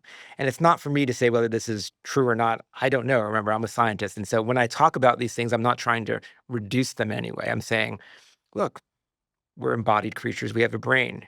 If I see God or hear God, my occipital cortex is going to light up. Doesn't mean it's reducible to the neurons in there. It just means that's what it is. And so it's not for me to say whether they're actually hearing God or not. But this emphasis on forming a relationship with God that is kind of two ways is a big part of the faith. And those people report feeling a lot less loneliness. And I think it's a way of solving the problem that we're sensing right now in this society, which is growing loneliness, a growing sense that no one values you, right? No one has your back. I was talking to Robert Waldinger, who was the head of the Harvard Study on Adult Development. And I'm sure you've heard him say one of the biggest predictors for health is good personal relationships. But it's also having what he calls that 3 a.m. friend, right? It's that friend that you can count on. That's not going to be like, Andrew, I can't help you move today. Sorry, I got something better to do, right? And with God, even though God's not going to basically show up and help you move, if you believe and have faith in God and you feel you can connect and converse with God, God's that 3 a.m. friend. He's there when you need it. And so I can clearly see that helping people. But in terms of the data, we don't know. We know religious people are less lonely. We don't know how much of it is the sense of God or how much of it comes from community. It's probably a combo. I'd like to take a quick break and acknowledge one of our sponsors, Function. Last year, I became a Function member after searching for the most comprehensive approach to lab testing. Function provides over 100 advanced lab tests that give you a key snapshot of your entire bodily health. This snapshot offers you with insights on your heart health, hormone health, immune functioning, nutrient levels, and much more. They've also recently added tests for toxins such as BPA exposure from harmful plastics and tests for PFASs or forever chemicals. Function not only provides testing of over 100 biomarkers key to your physical and mental health, but it also analyzes these results and provides insights from top doctors who are expert in the relevant areas. For example, in one of my first tests with Function, I learned that I had elevated levels of mercury in my blood. Function not only helped me detect that, but offered insights into how best to reduce my mercury levels, which included limiting my tuna consumption. I'd been eating a lot of tuna, while also making an effort to eat more leafy greens and supplementing with NAC and acetylcysteine, both of which can support glutathione production and detoxification. And I should say, by taking a second Function test, that approach worked. Comprehensive blood testing is vitally important. There's so many things related to your mental and physical health that can only be detected in a blood test. The problem is blood testing has always been very expensive and complicated. In contrast, I've been super impressed by Function's simplicity and at the level of cost. It is very affordable. As a consequence, I decided to join their scientific advisory board, and I'm thrilled that they're sponsoring the podcast. If you'd like to try Function, you can go to functionhealth.com/Huberman. Function currently has a wait list of over 250,000 people, but they're offering early access to Huberman podcast listeners. Again, that's functionhealth.com/Huberman to get early access to Function. And people will sometimes talk about being able to really feel him. That's usually the language that's used. I mean, people close to me are like really got it up. Seems like more and more these days. And I have some friends who are, who are clearly atheists, and I have friends that aren't. But this notion that you can feel God, right, as a presence, not just, like some being that you're in conversation with. It's obviously an internal feeling, but then people often, I've experienced this, will experience it kind of around you as well. And then, of course, I can step back and go, okay, well, that's my insular cortex. And, like, of course, right? But the argument that anyone who believes in God or religion would make was, okay, well, how did that all get placed there? And then we get back to the beginning of the conversation where we're peeling back the layers of the onion and saying, well, who put that there? And it's actually probably appropriate to raise the words intelligent design. That was popular a few years ago. It's kind of disappeared now at least in the media. I studied the visual system and I worked on a number of other things, but in the context of the visual system, this is very relevant because eyes are incredible in their ability to extract light information, obviously, and to allow us visual perceptions. And the evolution of the eye is kind of the linchpin argument for those that believe in intelligent design. They always bring up that, the eye couldn't have developed this way. And I could tell you all sorts of things about evolution of the eye, because I've spent a lot of time with this literature, about how some eyes developed with the photoreceptors on one side of the retina and the others of the photoreceptors facing outward. And there are a bunch of different solutions to how you take light information and create perceptions of the outside world. But if you were to look at any one of those, whether or not it's in a crustacean that just needs to see light and dark, or some species that only needs to see if something's moving or stationary, versus us, we have very high resolution vision, or a hawk that has twice our acuity, you'd say, yeah, it's a pretty spectacular thing. 3 cell layers, a couple hundred different cell types, and you can create this rich experience that we call visual perception. You can close your eyes, you can imagine things that you see. Incredible. It's a good thing for the intelligent design folks to hang their hat on. And yet, anyone that studies evolution of eyes can tell you, all right, let's start here. PAC6, the gene, leads downstream to OTX2, and you can literally march someone through the logic that it's all genes, transcription factors, and proteins, and you get an eye. In fact, there are people building eyes in dishes now from one cell. You can take that cell, proliferate that cell, give it the right transcription factor. You can build what pretty much looks like an eye. So I feel like the complexity argument, not the spirituality argument, is sometimes used to push back on the idea of God and religion. And I'm just wondering what your thoughts on that are. And because it's slightly different than saying what came first. It's just saying, how could you get this? And that's how I think where society lives right now. People who believe that you could only get that complexity through God, and people who believe you could only get that complexity through biology. And they're just sort of clash, even though we don't hear about intelligent design quite so often these days. Yeah, but it is related. I mean, this is kind of the fine-tuning argument again, as opposed to kind of physical constants. We're talking about the evolution of the eye or of the body.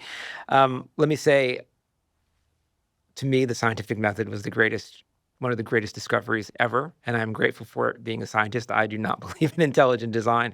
But we're in one of those situations again where people can interpret it different ways.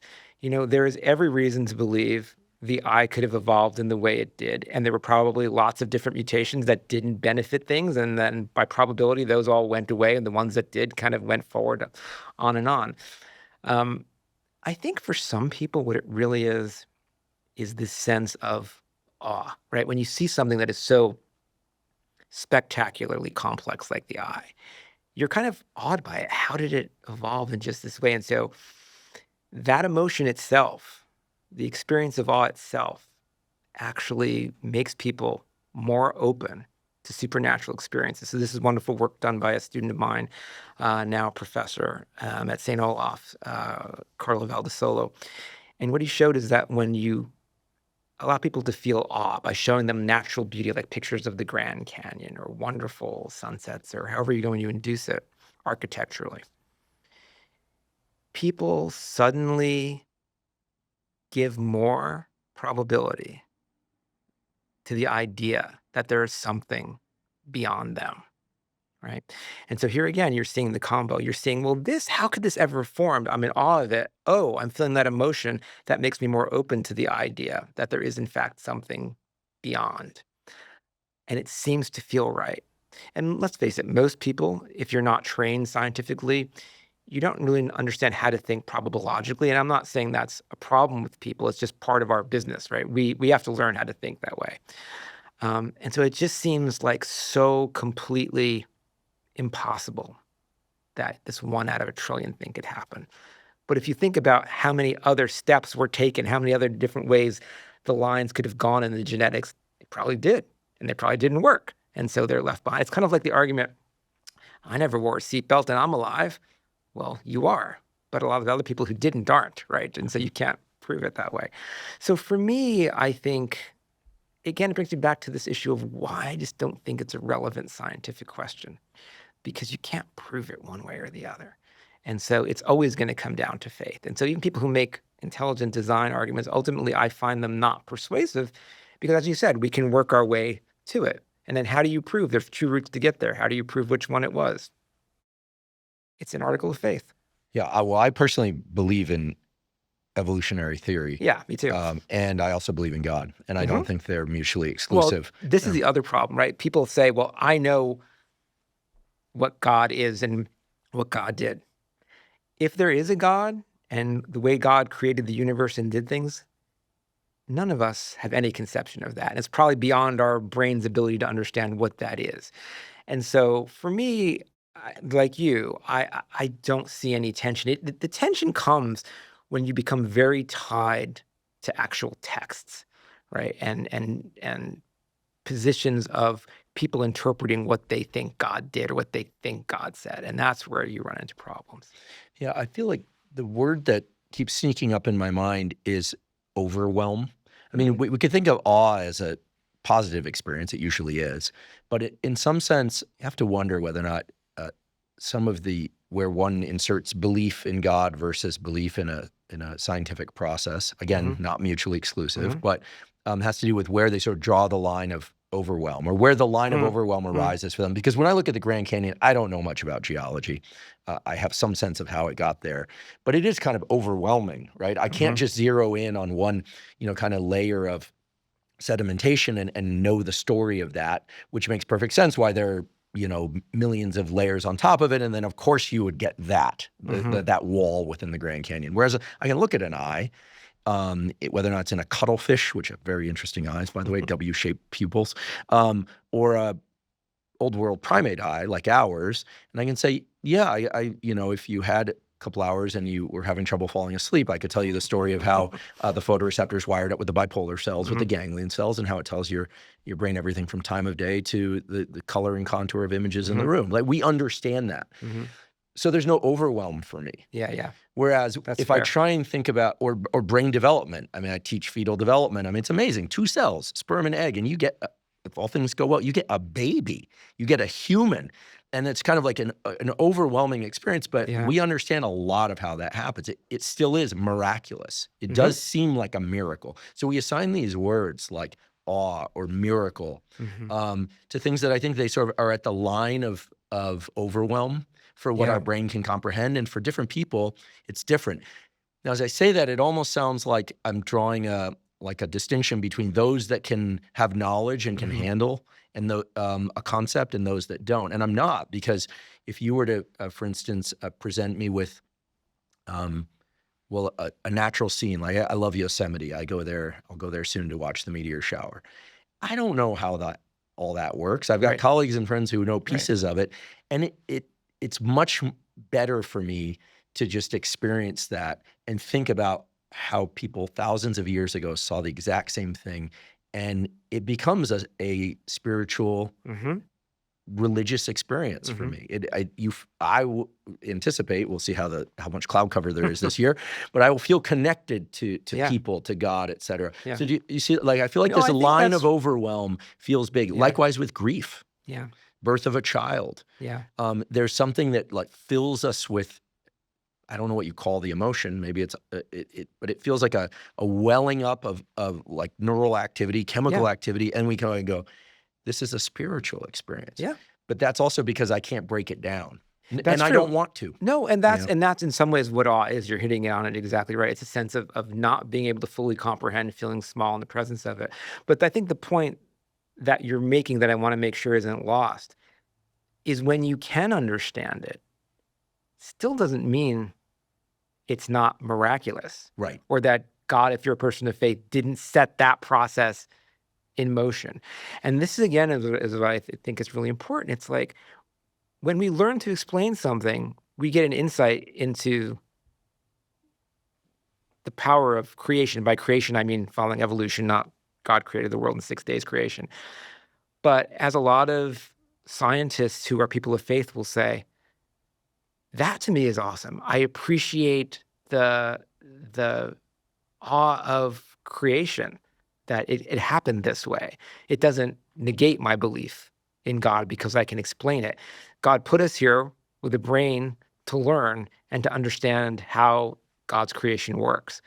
And so I think your point about overwhelm is right, but I want to make sure people realize that it doesn't mean that when you can explain it, it's reducible. Yeah, I agree. I mean, I recently started raising coral, and I'm like in awe of coral, and it makes me feel no less in touch with the incredible diversity of life, and no less in touch with and all the mechanisms, but no less in touch with notions of God or spirituality. The two seem to blend for me, but that wasn't always true. In one of Richard Feynman's books, he talks about the fact that someone once challenged him with the idea that, well, if you can understand all the elements of a rose, or I forget what the example was, that, doesn't that, at the quantum level, doesn't that diminish your experience of it? And he said, no, to the contrary, it enriches my experience of it. Yeah. I don't know if he was a religious person or not. Something tells me probably not, but who knows? But I don't know. And then, and I like the anecdote about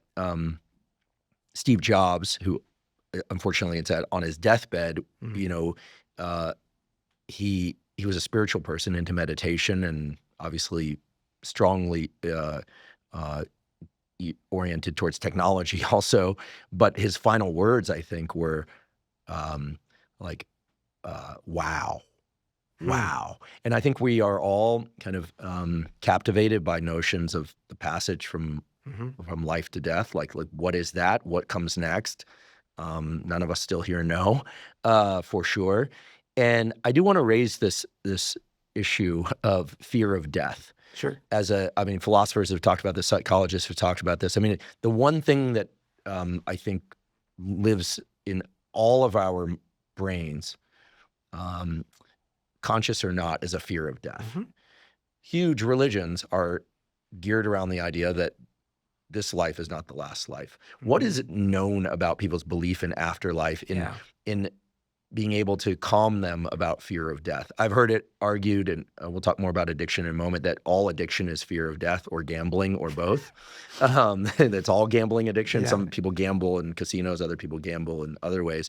Yeah. But that it's, if you really start peeling back the layers, it's all fear of death, the death anxiety being the one thing that binds all of us. So afterlife, fear of death, heaven, hell. Yeah.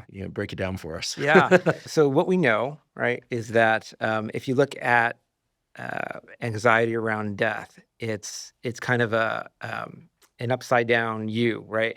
So people who really believe in an afterlife, they have the least anxiety about death because they feel like I'm going someplace good. People who firmly reject any form of afterlife, they're a little more anxious than the believers, but they're less anxious than one other group, right? Because they're like, oh, I'm going to end up in the ground. Okay, don't like it. Fine. The group that is the most anxious about death are the people who don't know. Because they're like, oh, wait, is there an afterlife? And if there is, did I do what I need to get into that afterlife? And so those folks are the ones, because they're struggling with the belief. Like certainty, right? We know the brain likes certainty one way or the other. And certainty that things are going to be good is better than certainty that there's just an end and there's no suffering. It's just an end. There's no hell you're going to. But the people who don't know, they're the ones who are the most anxious. And so I think the reason a lot of religions talk about this, well, there are multiple reasons. One is because it's just inherently strange to think that you're a conscious being and one day that consciousness is going to end. And so that's scary. But it often gets tied into a way to shape people's behavior, right? Religions use that fear as a way to guide people, right? You better be a good person, or your karma is going to be bad and your next life is going to be in a worse position, or you're going to go to hell and have pain for some period of time or perhaps everlasting. And so it takes on this moral tone, and that fear is very motivating, right? We know from the psychological literature, if you want to get somebody to do something, fear is a great way to motivate them. The problem with that is if you're constantly afraid of it all the time, your body is in a state of anxiety, and that's not healthy for you. And so I think a lot of faiths try to kind of reinterpret fear of death in a different way. Death isn't always bad. So one thing you'll find in a lot of faiths is they ask you to contemplate your death. So in Buddhism, there are meditations that are focused on thinking about yourself dying. There's even these intense forms of meditation. I forget the actual word in the original language, but they're basically called corpse meditations, where the monks will meditate in front of a decaying corpse over days as a way to tell you that you can actually see and experience what will happen to you. In Christianity, right, there's this sense of contemplate your death on Ash Wednesday, which is the start of the season before Easter. In many traditions, the priest will put ashes on your head, or the minister will put ashes on your head and say, from dust you came, to dust you will go. It's a reminder that you're going to die. In Judaism, it's interesting, even on their New Year's, which is Rosh Hashanah, that's a celebratory day, there's this prayer they say in temple called the Unatana Tokef, and part of that is, who's not going to be here next year? Look around. Some will die by flood, some by famine, some by illness, some by fire. And again, it's a reminder that life is ephemeral.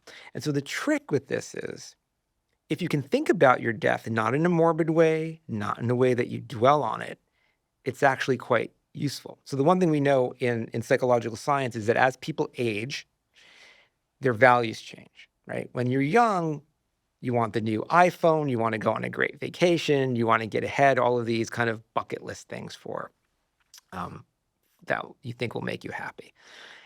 As you begin to age and you can see the end on the horizon, people's values change. Suddenly they value time with loved ones, service to others, kind of things that build a legacy, right?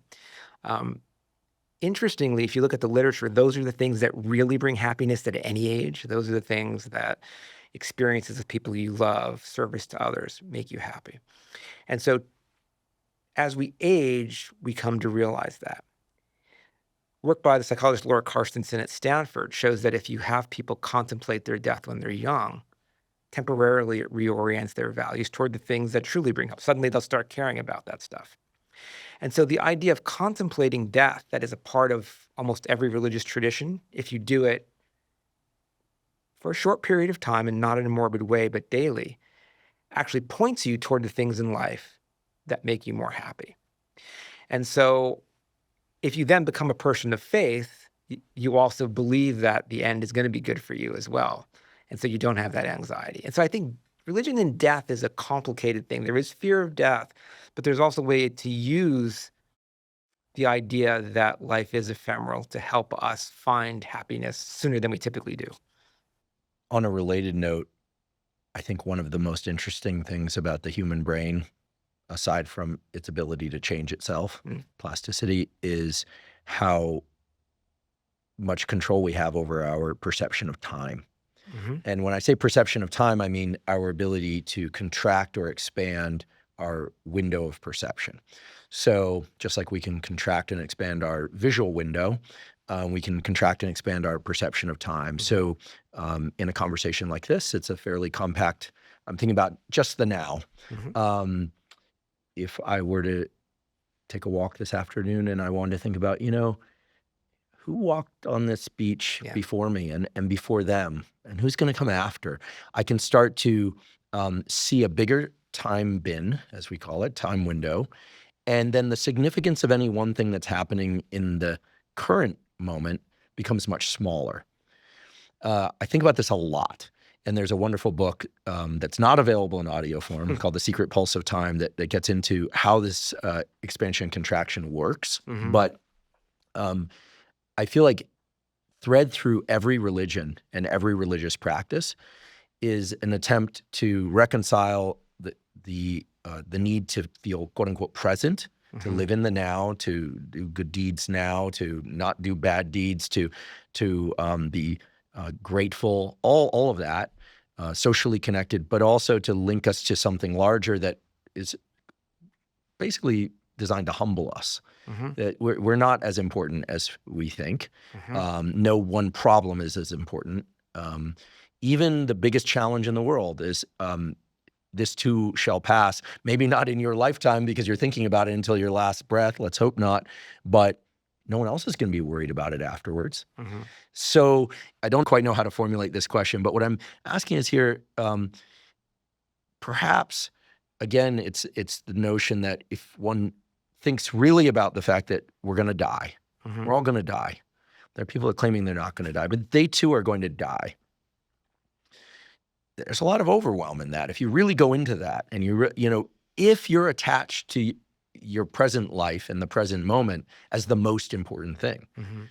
But if you can access ideas and feelings around the fact that, you're part of a continuum, you're connected to people in the past that had the same fears, that alone makes you feel a little less, it seems a little less futile. So the question I have is, what do you see across religions that allows people to bring themselves some peace around the reality that they're going to die, that is really about connectedness, not just with other people, but in time? The Buddhists seem to have mastered this through a daily practice of meditation. Mm-hmm. In other religions, it seems it comes about through what we call holidays. Mm-hmm. Each year on the same days, roughly, we go through the same practices that kind of links up year to year. It breaks up the moment-to-momentness of things. You see where I'm getting with this? I'm sorry this isn't a better formulated question, but I think about this all the time. I still don't know how to talk about it because there really isn't a language for this time elasticity. But anyway, I'd love your thoughts on this, if you would. I have a friend who's a rabbi, and not being Jewish, one day I said to her, so, why do you still pray in Hebrew? In Catholicism, we don't pray in Latin anymore. Like, we pray in English. Yeah, good point. Right. And what she said was, part of it is to keep the culture, but part of it is too, as she says, it is sometimes an amazing experience when I stop to think that the words I am saying now have been said by Jews for thousands of years going back. And those same words will be said, hopefully, thousands of years going forward. And what it does is it situates me in this sequence of time. And I know that the challenges that I'm facing have been faced by people before and will be faced by people afterward. And in that experience, I feel part of something greater. And I think, one thing we're seeing now, you keep hearing on the news how people are leaving traditional faiths, and they are.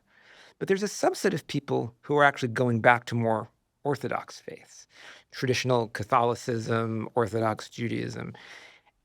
And what they'll often say is there's an appreciation in these forms, where it's still the Latin Mass or other types of things, for things that have felt true and universal through time. And when I worship that way, I feel that connection to humanity and this sense that we're all in this together. And they find and feel a sense of deeper purpose, like things just aren't relative and, changing here and there depending upon people's norms and mores at the moment. And so, there's no work that I can think of that points to this, but I think the phenomenon you're describing is one that is very felt by a lot of people, especially if they engage in practices that have a longer tradition going back. Because I think the human brain's ability to distract itself into task or moments or recreation or drug itself so that you don't pay attention to the passage of time. This is why I do think that a lot of addictive behavior, but also just a lot of what we call kind of unconscious stuff like scrolling or, or eating food that's not good for us, even when we're not hungry. Like these things are just, I have a friend and she said, I'll get lost in audiobooks sometimes. I thought, audiobooks are great. Reading's great. She's like, not the way she's using them, right? To just get lost as a way to distract. Yeah. We don't know how to sometimes deal with quiet. Why not? Is it because we feel alone? Well, if not, then I think it's like this, I think it is really a fear of death. Along the lines of addiction, I find it interesting that in all the different sectors of 12-step programs, which I think the data now show can be very effective, not for everyone, but they can be very effective for a lot of people. One of the requisite steps is giving over to a higher power. in that step, it sort of spells out that the human brain, one's own brain, is not capable of handling it all, right? It also, it says, listen, you're not supposed to be able to do this alone. You're not even supposed to be able to do this with a community. You need something else first. The community is important, but a will to change is important, but you need help. And the one piece that you can't get away with is trying to do it without some notion of higher power. 12 steps are very careful not to dictate if that should be Christianity, Judaism, or Muslim. It's sort of all encompassing in that way, but it can't just be you and your brain and your will. Right. And it's not you, your brain, your will, and your community of other people who are rallying against this thing you're trying to overcome. You have to give over some degree of power. This is the serenity prayer, right? Like you're acknowledging what you can't control. And I find that to be remarkable, right? Some people have accused 12-step of being a religion or a cult. We'll talk about cults in a moment. But I think therein is like this acceptance that the human brain is amazing, but it can't do all the things that it needs to do on its own. That for me is one of the most convincing reasons to have a belief in God, because I know a thing or two about the brain. I certainly don't know everything, and it's really good at a lot of things, and it's really dreadful at a lot of other things. And it's completely incapable of other things. And there are lots of quote unquote energies in the universe. I mean, there's energies coming out of the sun that we can't see or perceive that act on us. So this notion that there would be energies in our universe, I know this sounds kind of mystical, woo and new age, but literally radioactive energies and energies that we can't see but have an impact on us. That's not just something to debate. That's real. Scientists will agree that's real. So I guess for me, the leap to God and religion doesn't seem as far anymore. It just seems like it's like right there. I mean, things that we, 30 years ago, if someone told you the way quantum mechanics work, you would have thought they were insane. And so I think we have to have some intellectual humility that there are forces in this world, as you're saying, that we don't have access to yet in terms of our conscious awareness. But nonetheless, they can act on us. Your point, though, I think about the 12-step program is an interesting one because they do work for a lot of people. And what the data show about kind of giving over some control, believing in a higher power, is it actually is useful for avoiding addiction. So people who are engaged with religious practice have some protection against addiction. The rates are lower. But when you surrender to a higher power, a lot of people resist this and they think the idea is problematic because they interpret it as meaning you're like an automaton. You're just going to give over everything to God and not be a thoughtful person. That's not what it means for the people who actually do this, right? For the people who surrender to God, what it means is I'm going to try and do the best I can, make the best decision I can, live the best way I can. But I realize that I can't control everything, including my own behavior all the time. So I'm going to do the best I can, and then I'm just going to give it over and hope that trust that God will help me. And that does two things. One is, again, it provides the sense that you have a friend. There's someone else who cares about you. You're kind of like a junior partner with this person working toward the goal. And that, I'm not exactly sure why. I don't know if any of us know exactly why it works, but that reduces stress and anxiety a lot. Because, we like to think in this world that we're optimizers, right? I'm always like, I want to buy this car. Well, let me research everything about this car so I can make sure I get the exact right car. Or if I'm trying to make a decision about my health, I'm going to research everything I can. But, at a certain point, the tyranny of choice, too much information can drive us nuts. And so if you do the best you can, but then trust in something else, it reduces that stress. And I think ultimately then makes it easier for you to achieve that goal down the line because you also feel like someone else is counting on you. I mean, I don't go to the gym. I should go to the gym. The one time in my life when I went to the gym, when I had a workout partner who I know if I didn't go was going to be like, Dave, you have to come. I'm counting on you. And so, there's that added element too. And so I think the idea of surrender doesn't mean you're not thinking intelligently. It doesn't mean you're giving over control of your life. It means you're accepting a partnership with someone else who's going to try and help you. And again, not for me to say if that's true or not, but I think that's how it works for people. We've been talking about God and to some extent religion. how many new religions are there? I mean, why don't we see new religions? I mean, obviously there are subdivisions. I know, Mormons, LDS as they're called. Often you have Orthodox, Conservative, and Reformed Judaism. You have Catholics and Protestants, and you've got Seventh-day Adventists. And forgive me for not, subdividing other religions, but you get the idea. But how often is there a new subdivision, and how often is there an entirely new religion? And since I haven't heard of these new religions, how come they don't stick? It's a good question. In fact, for one episode of my show, we were interested in this because I didn't know the statistics. And so we invited on a scholar who studies this. And she kind of shocked me because she said that every year there's between 100 and 200 new religions that form. Now, the definition there is a little loose, right? Some of those religions we would call cults. Some of those religions are, there's a person in Canada who put a Kleenex box on her head and says she's, getting messages from some alien race. And Did that happen? something like that happened. I mean, I don't have the details exactly right, but yes. But most of them, the reason you don't hear about them is because they're flashes in the pan, right? For a religion to stick, there's two ways. One is somebody in power, right? You can think about in the old days, the emperor said, "This is my faith. You all will now be this faith." But in the modern world, that's less. It tends to be the case when they speak to some need. And that is their practices and their ideology address someone in a new way. The people who are leaving faith, they're not becoming atheists. They're looking for new ways to be spiritual because let's face it, most religious institutions, they're human-based institutions. They have moral failures, right? And we know that there has been abuse and discrimination and misogyny and all these things attached to faith. And hopefully we can talk about that because I don't want people to think that I'm saying religion is always good, although on average I think it is.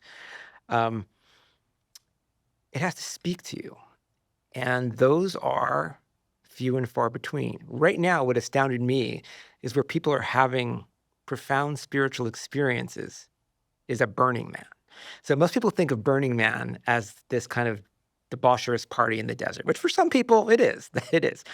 But this is work by the neuroscientist Molly Crockett at Princeton. She went to Burning Man. She was a burner herself. But, Coming up soon. Are you going? Yeah, no. God, no. I hate the heat. Do you know that this year ticket sales are up by a significant amount compared to even Really? before the pandemic? No, it doesn't surprise me. Yeah, But I a do. number of friends who have never gone before contacted me in the last week. Are like, "Are you going?" I've never been. Yeah. Are you going to go? No, this year I'll be abroad. But Okay. Yeah. it could happen. I'm somewhat curious. Yeah. No, But not this year. what she showed is that there's a segment of people there that report having profound spiritual experiences. Now, if you think of Burning Man, right, it's one of these what we would call a liminal space, right? It is everything that's normal in life doesn't happen there. People go to take different names, they wear different clothes. You are exposed to an environment that is relatively harsh in the desert. And people who have gone tell me the only way that you can really survive is you have to depend on other people. And they have this thing there called is it the culture of giving or gifting? I forget the actual name, but there's no money at Burning Man. Everything is basically through the kindness of others in exchange. And so people are in this environment where their normal life, their normal clothes, their normal identity is stripped away. They're experiencing the harshness of the elements of the heat on the playa. And they experience that they can exist there because of the kindness of others. And people who interpret it this way, Molly finds, report not only feeling this profound kind of self-transcendent experience, but when they come back, it stays. And they actually tend to be more pro-social. And so some religions have realized this now. So a friend of mine named Alex Leach, who's an Episcopal minister, runs a camp, because at Burning Man, there are all these camps. And his camp is called Religious AF. I don't know if I can say that word on the show. Oh yeah. Far worse has been. Right. Yeah. Religious as fuck. And so, and what they are there, and is he's there, and he told me the reason he found this is because when he first started going, he said, I never felt God as palpably, the presence of God as palpably as I could feel it there, because there were just people ministering to each other and welcoming each other and being kind to each other in a way without expectation. And so he runs this camp, and there are a lot of people who used to be Christian who are experiencing this and coming to the camp and refinding their faith, because in that moment, they're having those transcendent experiences that you normally don't get when you're just sitting in church sometimes. There's another group, I think it's called Milk and Honey, I don't remember, but they have 1,000-person Shabbat for Jews there. And it's this incredible experience people report. And so I think for a lot of people, they're looking for those spiritual experiences, and things like Burning Man are a way to do it. And then they have, what do they call them? Little burns or remote burns, right? Throughout the year, where they'll come together at different times and do this. And so I think what you're seeing is a desire of people to kind of fill that God-shaped hole in their heart, to feel that. And for a lot of them, kind of the staid religious rituals that we're kind of getting now aren't doing that. And so I could see something evolving out of that, but who knows where we're going. Interesting. The Grateful Dead and people that follow the Grateful Dead came close to meeting some of the major criteria for a religion, right? Growing up in the South Bay area in the late 70s and 80s and early 90s, I mean, Grateful Dead would come play at Frost Amphitheater, they play at Shoreline. I mean, you get people literally following them around the country. It had elements of, I'm going to offend some people. My sister was out into she didn't follow them, but she was a Deadhead. It had elements of cultism, or in the sense that people were, quote unquote, giving up their lives and going. But then people who did that would say, no, that actually was not giving up life. That was accessing life, for them. Yeah. And then, of course, I have some friends who are colleagues at Stanford who were serious, quote unquote, Deadheads, but that was only during the summer, so they were like part-timers. Kind of like Burning Man. Yeah, few bands, however, at least in the United States, and they were international, right, had that kind of following. Yeah. Usually when we hear about followings where the main characters have beards and there's drugs involved, and not every Deadhead was super into drugs. I know some that were totally straight edge, actually. And they actually used to have, I should just mention, AA and NA meetings at shows, so for people could go who were in recovery. But, cults generally include some like over-symbolized leader, like their face, something like the skull, steel, I think it's called like steal your face. Is that what that thing is called? And then there's Jerry, who's kind of like the main. Jerry Garcia was like the main one, right? And then this idea that you would do certain things and not do certain things. It has elements of a religion. Yeah. But cults, like the ones that we hear about, like the Heaven's Gate cult that thought that they were going to live forever, they committed mass suicide during the Hale-Bopp comet. Hale-Bopp came through and they killed themselves, or the Branch Davidian thing in Waco. You usually have someone who believes they are special. This was not true for the Grateful Dead. You never heard Jerry Garcia saying that he was like the Messiah or something. But with David Koresh and the Branch Davidians, you had that a self-belief that one is extra special. You had people really changing their whole life structure, and then oftentimes you have crime. You end up with something happening internally where people are being exploited. And then that's like obvious cult or mass suicide or Jonestown or something like that. So, the line between cult and new religion is extremely thin. So it makes sense to me why not many would break through. And so I have this question. Do you think that the existence of Christianity, Judaism, the Muslim faith, and Buddhism kind of tiles what the human brain needs in terms of options? Oh, and atheism and agnosticism. Like if you take those, it sort of like tiles the various like anxiety states that the brain has. And you go, we don't really need another one, right? Like all the things are handled: grief, birth, enough celebrations each year, enough kind of ideas and flexibility about the afterlife, enough, moral structure internally, not such a huge time commitment for this one. But, if you're an Orthodox Jew or you're a very serious Buddhist, that's a lot of time. Yeah. That's a lot of investment in ritual and meditating. But, you can be a really like a darn good Christian by going to church on Sunday and Mm-hmm. praying each day and doing some Bible reading. Like, that's compatible with a bunch of other things. So you don't have to give up your whole life to invest in Yeah. it. See what I'm getting at here? Yeah. It could be that humans as a species have figured this out. And then someone say, no, God figured it out, right? That this is what we need. It fills in the gaps. It seems unlikely that we're going to get a bunch of other religions.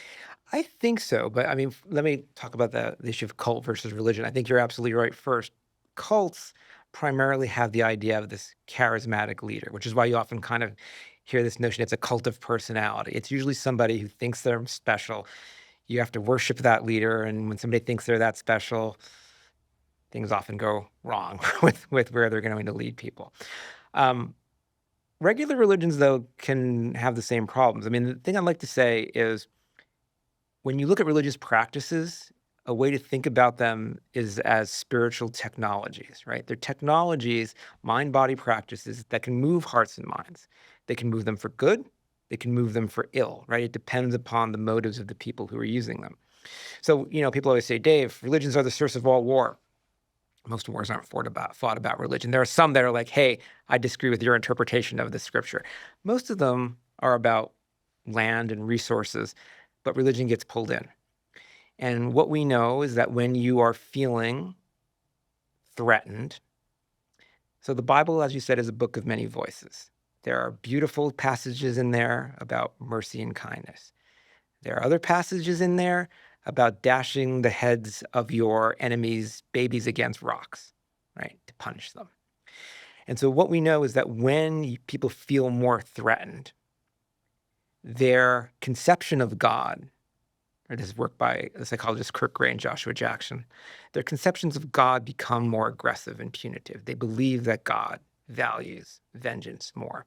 And if you ask them to recall verses from the Bible, they're going to recall the ones that are about smashing the baby's heads as opposed to being kind and merciful. And so this is why you can see things like Christian nationalism form. And you can see, if you go to some of these events, you'll see pictures of Jesus holding an AK-47, right? Because our mind, to be adaptive, as if we're not evolved to be saints or sinners, when we feel we're threatened, we want to fight against that. We will use religion to justify it. And so the point that I want to make sure all your listeners know is, I'm not saying religion is good. It's a technology that can be used for evil. I mean, even Richard Dawkins will say the same thing about science, right? You want to find a way to cure people of maladies, science is your friend. You want to find the best way to annihilate a bunch of people most efficiently, science is your friend. And so for me, the reason I spend this time talking about religion is I know it can be used for bad. But if you look at the data on average in people's lives, yes, certain institutions have caused people to be abused, discriminated against, et cetera, and we should combat those. But on average, whether it's a gift from God or a cultural adaptation, it helps us live better. For the most part, I agree with you. That is, there's a lot of convergence in the practices of the faith because in some ways, we're all the same body and brain, and it helps us solve those. And they're all pretty large and have their followings, and they're attached to the culture you're raised in.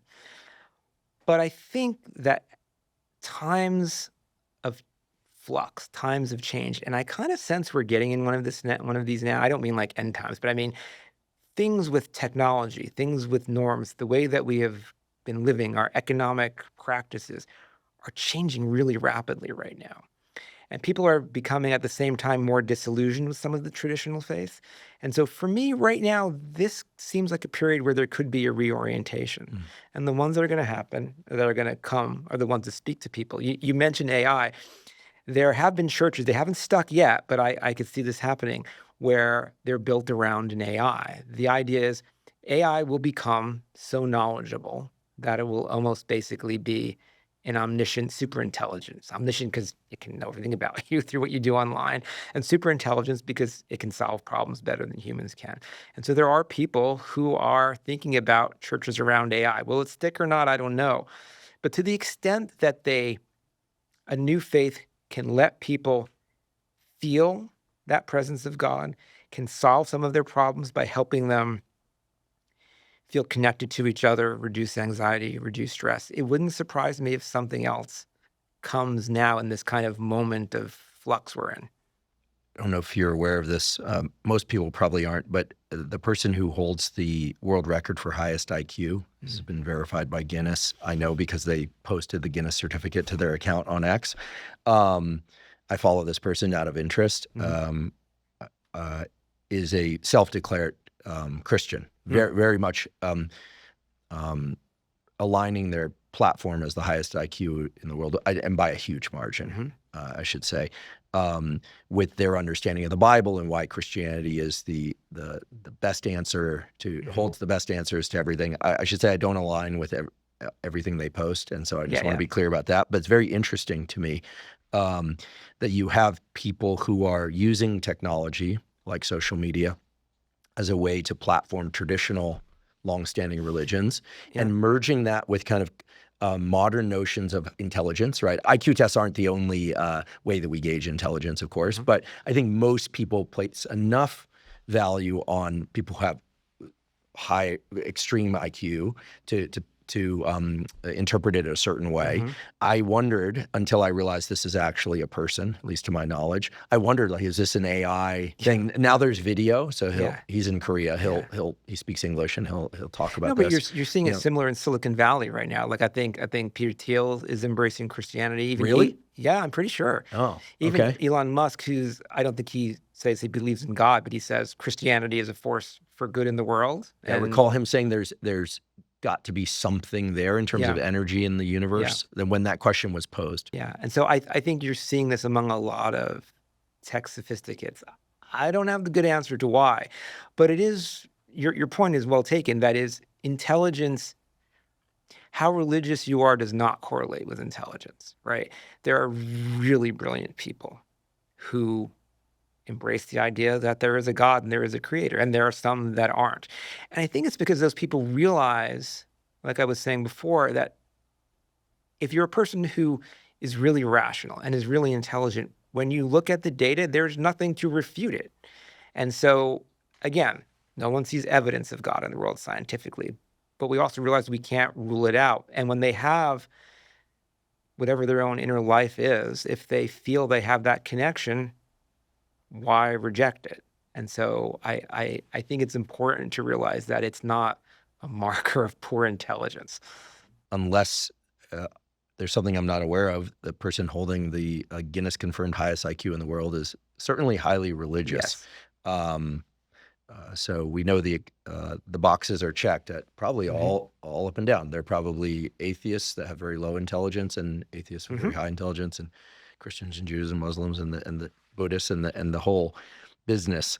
I think one of the reasons why certain religions get tacked with stereotypes are the kind of avatars that we see in our mind when we think about that religion. So, for instance, Buddhism.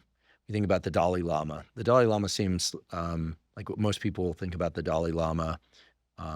Well, prior to this recent kind of controversy, I thought the Dalai Lama is just kind of like just a happy,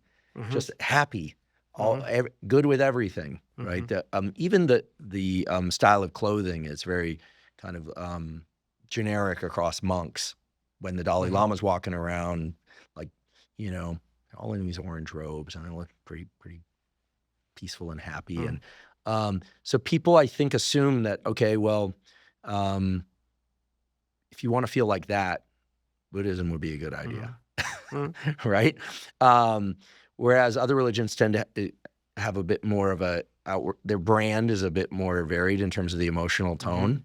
As we talked about Christianity, certainly Old Testament, New Testament.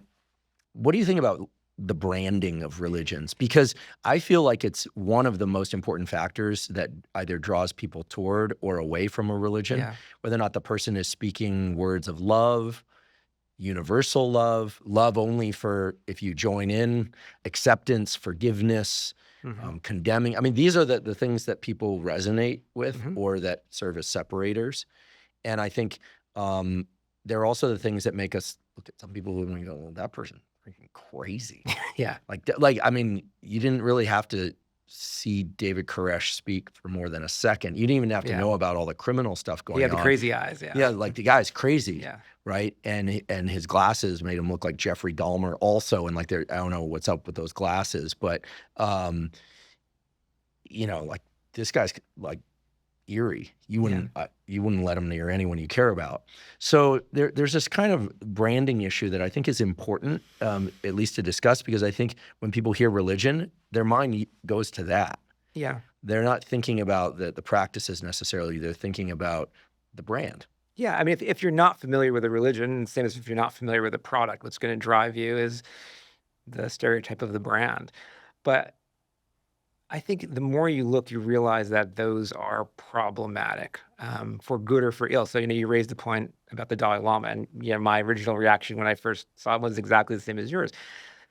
But, even Buddhism, a religion that is built on the idea of loving kindness and ending suffering, in Sri Lanka right now is being used to justify kind of a genocide against certain groups, and the monks themselves are taking up arms, right? And people are shocked when they hear that, because any religion can do that. So the danger in religion is always that by increasing community for those who are part of your religion, you can be increasing the distance against those who aren't part of your religion, which is why at heart, the true message of religion is not to make it us versus them.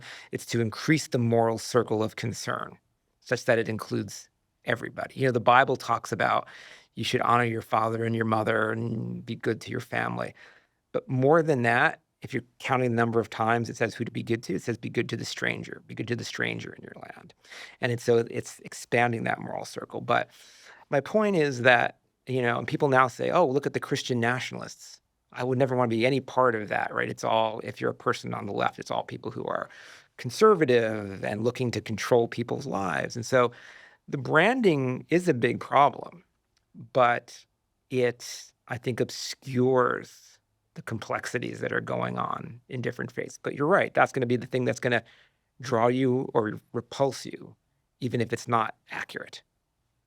We know from medicine that the more similar that your doctor looks to you and the people you know, the more likely you're going to take their advice. I think similarly, the more different the dress of a religious figure, the more different their haircut, the more different they speak, the less likely you are to join up with them. It feels far away. And so it's going to be interesting to see in the years to come how people gravitate toward or are repelled by religion in general or specific religions, given that now pretty much everything is visible to everybody, right? It's not sufficient for somebody to just post things in text. They have to actually speak in video, I believe. You have to see them. You have to kind of and so we used to talk about scripture, right? But now religious figures we expect to see them directly. And I think there's going to be less shrouding and less separation.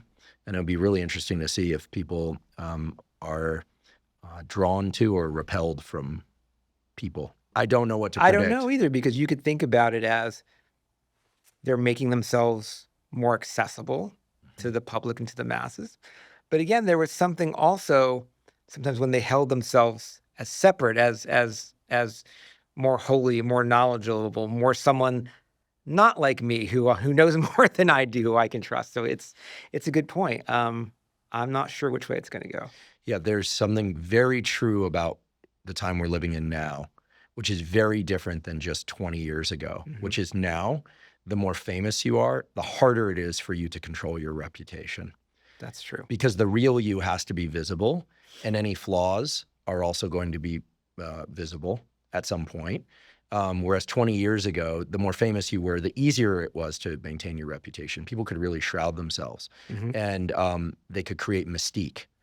And this is true in every area, not just in terms of celebrity and fame. This is true for politicians. This is true, I think, for religious figures. Even my friends from the special operations community have said, a lot of the mystique that empowered them to do really difficult things. A lot, movies have been made about their community in ways that has been semi-destructive, actually, to certain aspects of the work they needed to do. And so I see a lot of parallels here. And so it's going to be interesting if we start to embrace that some of these religious figures also are going to be flawed, right? I mean, the Catholic Church, had the veil pulled back on a subset of Catholics. Certainly wasn't all, but a subset of people in the Catholic Church doing horrible things. But there's still a lot of Catholics in the world. Yeah.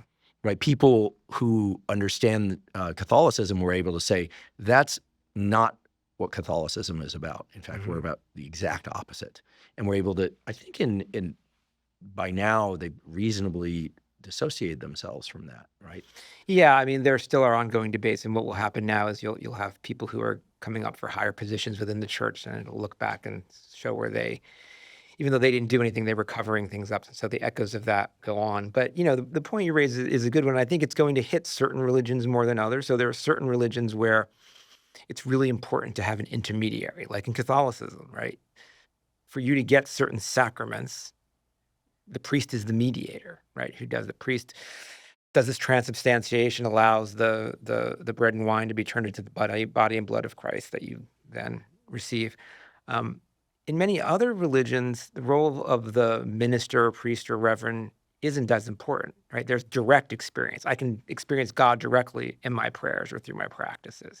And so I think a lot will depend on whether you need that mediator or not. And I think there is this push among some people to want that direct experience, to not be hindered or have the baggage of the institution upon them. Couple of questions for you, if you're willing. Do you pray? I'm one of those people who prays at times where I'm feeling the stress. So prayer is not a practice of mine. I always feel like when I say this, I'm like the doctor who smokes cigarettes, right? It's like, Dave, you tell people prayer is good. I'm still kind of working out my belief system. The show I do, How God Works, is really as much of a journey for me as it is for everybody else. And so I believe in the data. I believe this stuff is good. I was raised Catholic. I was an altar boy. I left the church. Where I am now, I'm trying to figure it out. But what I try to do is embrace practices that I think matter. So I embrace this practice of gratitude, right? Rather than praying every day to get it, I find ways to cultivate it daily and see how it changes me. I try to meditate. Am I good at it? No. Do I think it's beneficial to me? Yes. And so I'm trying to figure out which spiritual community, if any, I fit in. I like to say I'm an agnostic. 20 years ago, I would have been an atheist. Now I realize I'm humble enough to say, I don't know.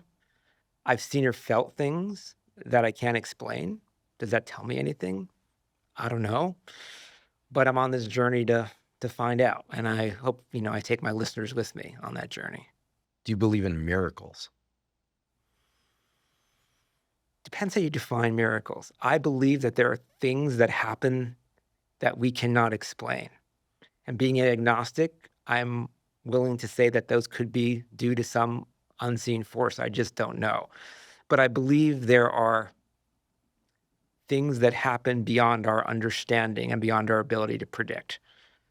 Well, in addition to your book and your podcast, if somebody is interested in exploring these questions, they want to live in the question, which it sounds like you're doing, right? Yeah. You're living, very much so, living in the question of, is there a God? What role does God play in one's life, et cetera? If somebody's interested in exploring those questions, in addition to reading your book and listening to your podcast, which they definitely should do, because I think it provides a really elegant framework for how to approach these things. What else do you recommend? You are in a position to make recommendations, understanding that people will make their choices either way. So let me take off my scientist hat for one moment and just talk to you as me and what I believe. If there is a God, I believe that it's a God who would care for all of God's creatures, that there wouldn't be one religion that is right.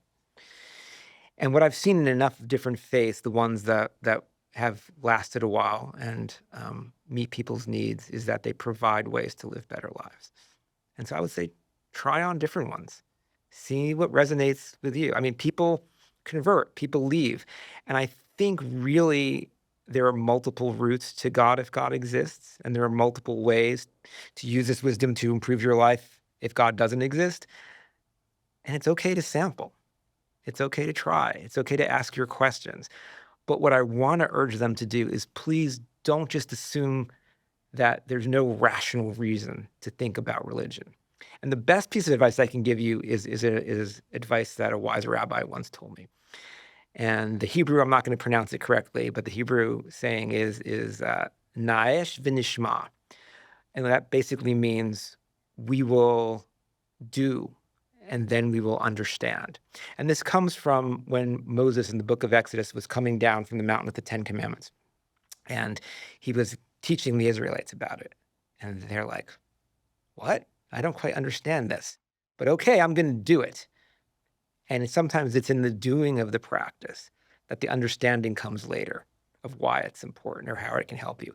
If you have to work out all of the logic first, it can be an impediment. And so try. Thank you. I appreciate that. And I know everyone will appreciate hearing that.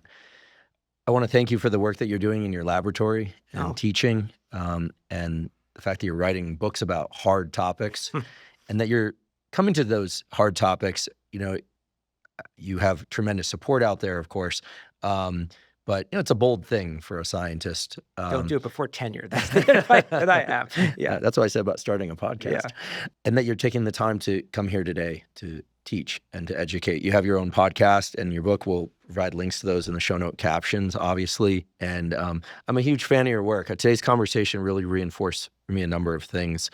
One, how important it is to live it in these very important questions, regardless of where one lands or happens to be, regardless of what religion you were raised with or lack thereof. And also that, there are a lot of questions that bind humans, and a lot of them are scary, like, what happens after I die? What's the meaning of all this? Is there a God? Those sorts of things. And I feel like you're providing a very useful roadmap for people to continue to ask those questions without telling them what to believe, certainly, nor who to believe, nor if what they're hearing out there is correct or not. But you're giving people a roadmap for how to pose really good questions. And I think the fact that the data clearly show that there's benefit to practices. And we keep coming back to this, as you just did, with the practices, and in the doing, there's a lot of information. I hear a tacit message also that, one shouldn't be worried that you're going to get swept down the path of lack of self-control. It's actually about having more agency as one asks these questions. So thank you for doing the work you do at every level. You're working at so many different levels to explore these ideas and to educate people. Certainly I've learned a ton today, and I know our listeners have too. So. Well, thank you for having me on. I appreciate the opportunity. Well, thank you. We'll come back again. Thank you for joining me for today's discussion with Dr. David DeSteno. To find links to his research, as well as to learn more about his books, including his most recent one entitled How God Works, The Science Behind the Benefits of Religion, please see the show note captions. If you're learning from and or enjoying this podcast, please subscribe to our YouTube channel. That's a terrific zero-cost way to support us. In addition, please follow the podcast by clicking the follow button on both Spotify and Apple. And on both Spotify and Apple, you can leave us up to a 5-star review. And you can now leave us comments at both Spotify and Apple. Please also check out the sponsors mentioned at the beginning and throughout today's episode. That's the best way to support this podcast. If you have questions for me or comments about the podcast, or guests or topics that you'd like me to consider for the Huberman Lab podcast, please put those in the comment section on YouTube. I do read all the comments. For those of you that haven't heard, I have a new book coming out. It's my very first book. It's entitled Protocols, an Operating Manual for the Human Body. This is a book that I've been working on for more than 5 years, and that's based on more than 30 years of research and experience. And it covers protocols for everything from sleep to exercise to stress control, protocols related to focus and motivation. And of course, I provide the scientific substantiation for the protocols that are included. The book is now available by pre-sale at protocolsbook.com. There you can find links to various vendors. You can pick the one that you like best. Again, the book is called Protocols, an Operating Manual for the Human Body. And if you're not already following me on social media, I am Huberman Lab on all social media platforms. So that's Instagram, X, Threads, Facebook, and LinkedIn. And on all those platforms, I discuss science and science-related tools, some of which overlaps with the content of the Huberman Lab podcast, but much of which is distinct from the information on the Huberman Lab podcast. Again, it's Huberman Lab on all social media platforms. And if you haven't already subscribed to our Neural Network newsletter, the Neural Network newsletter is a zero-cost monthly newsletter that includes podcast summaries as well as what we call protocols in the form of 1 to 3 page PDFs that cover everything from how to optimize your sleep, how to optimize dopamine, deliberate cold exposure. We have a foundational fitness protocol that covers cardiovascular training and resistance training. All of that is available completely zero cost. You simply go to hubermanlab.com, go to the menu tab in the top right corner, scroll down to newsletter, and enter your email. And I should emphasize that we do not share your email with anybody. Thank you once again for joining me for today's discussion with Dr. David DeSteno. And last, but certainly not least, thank you for your interest in science.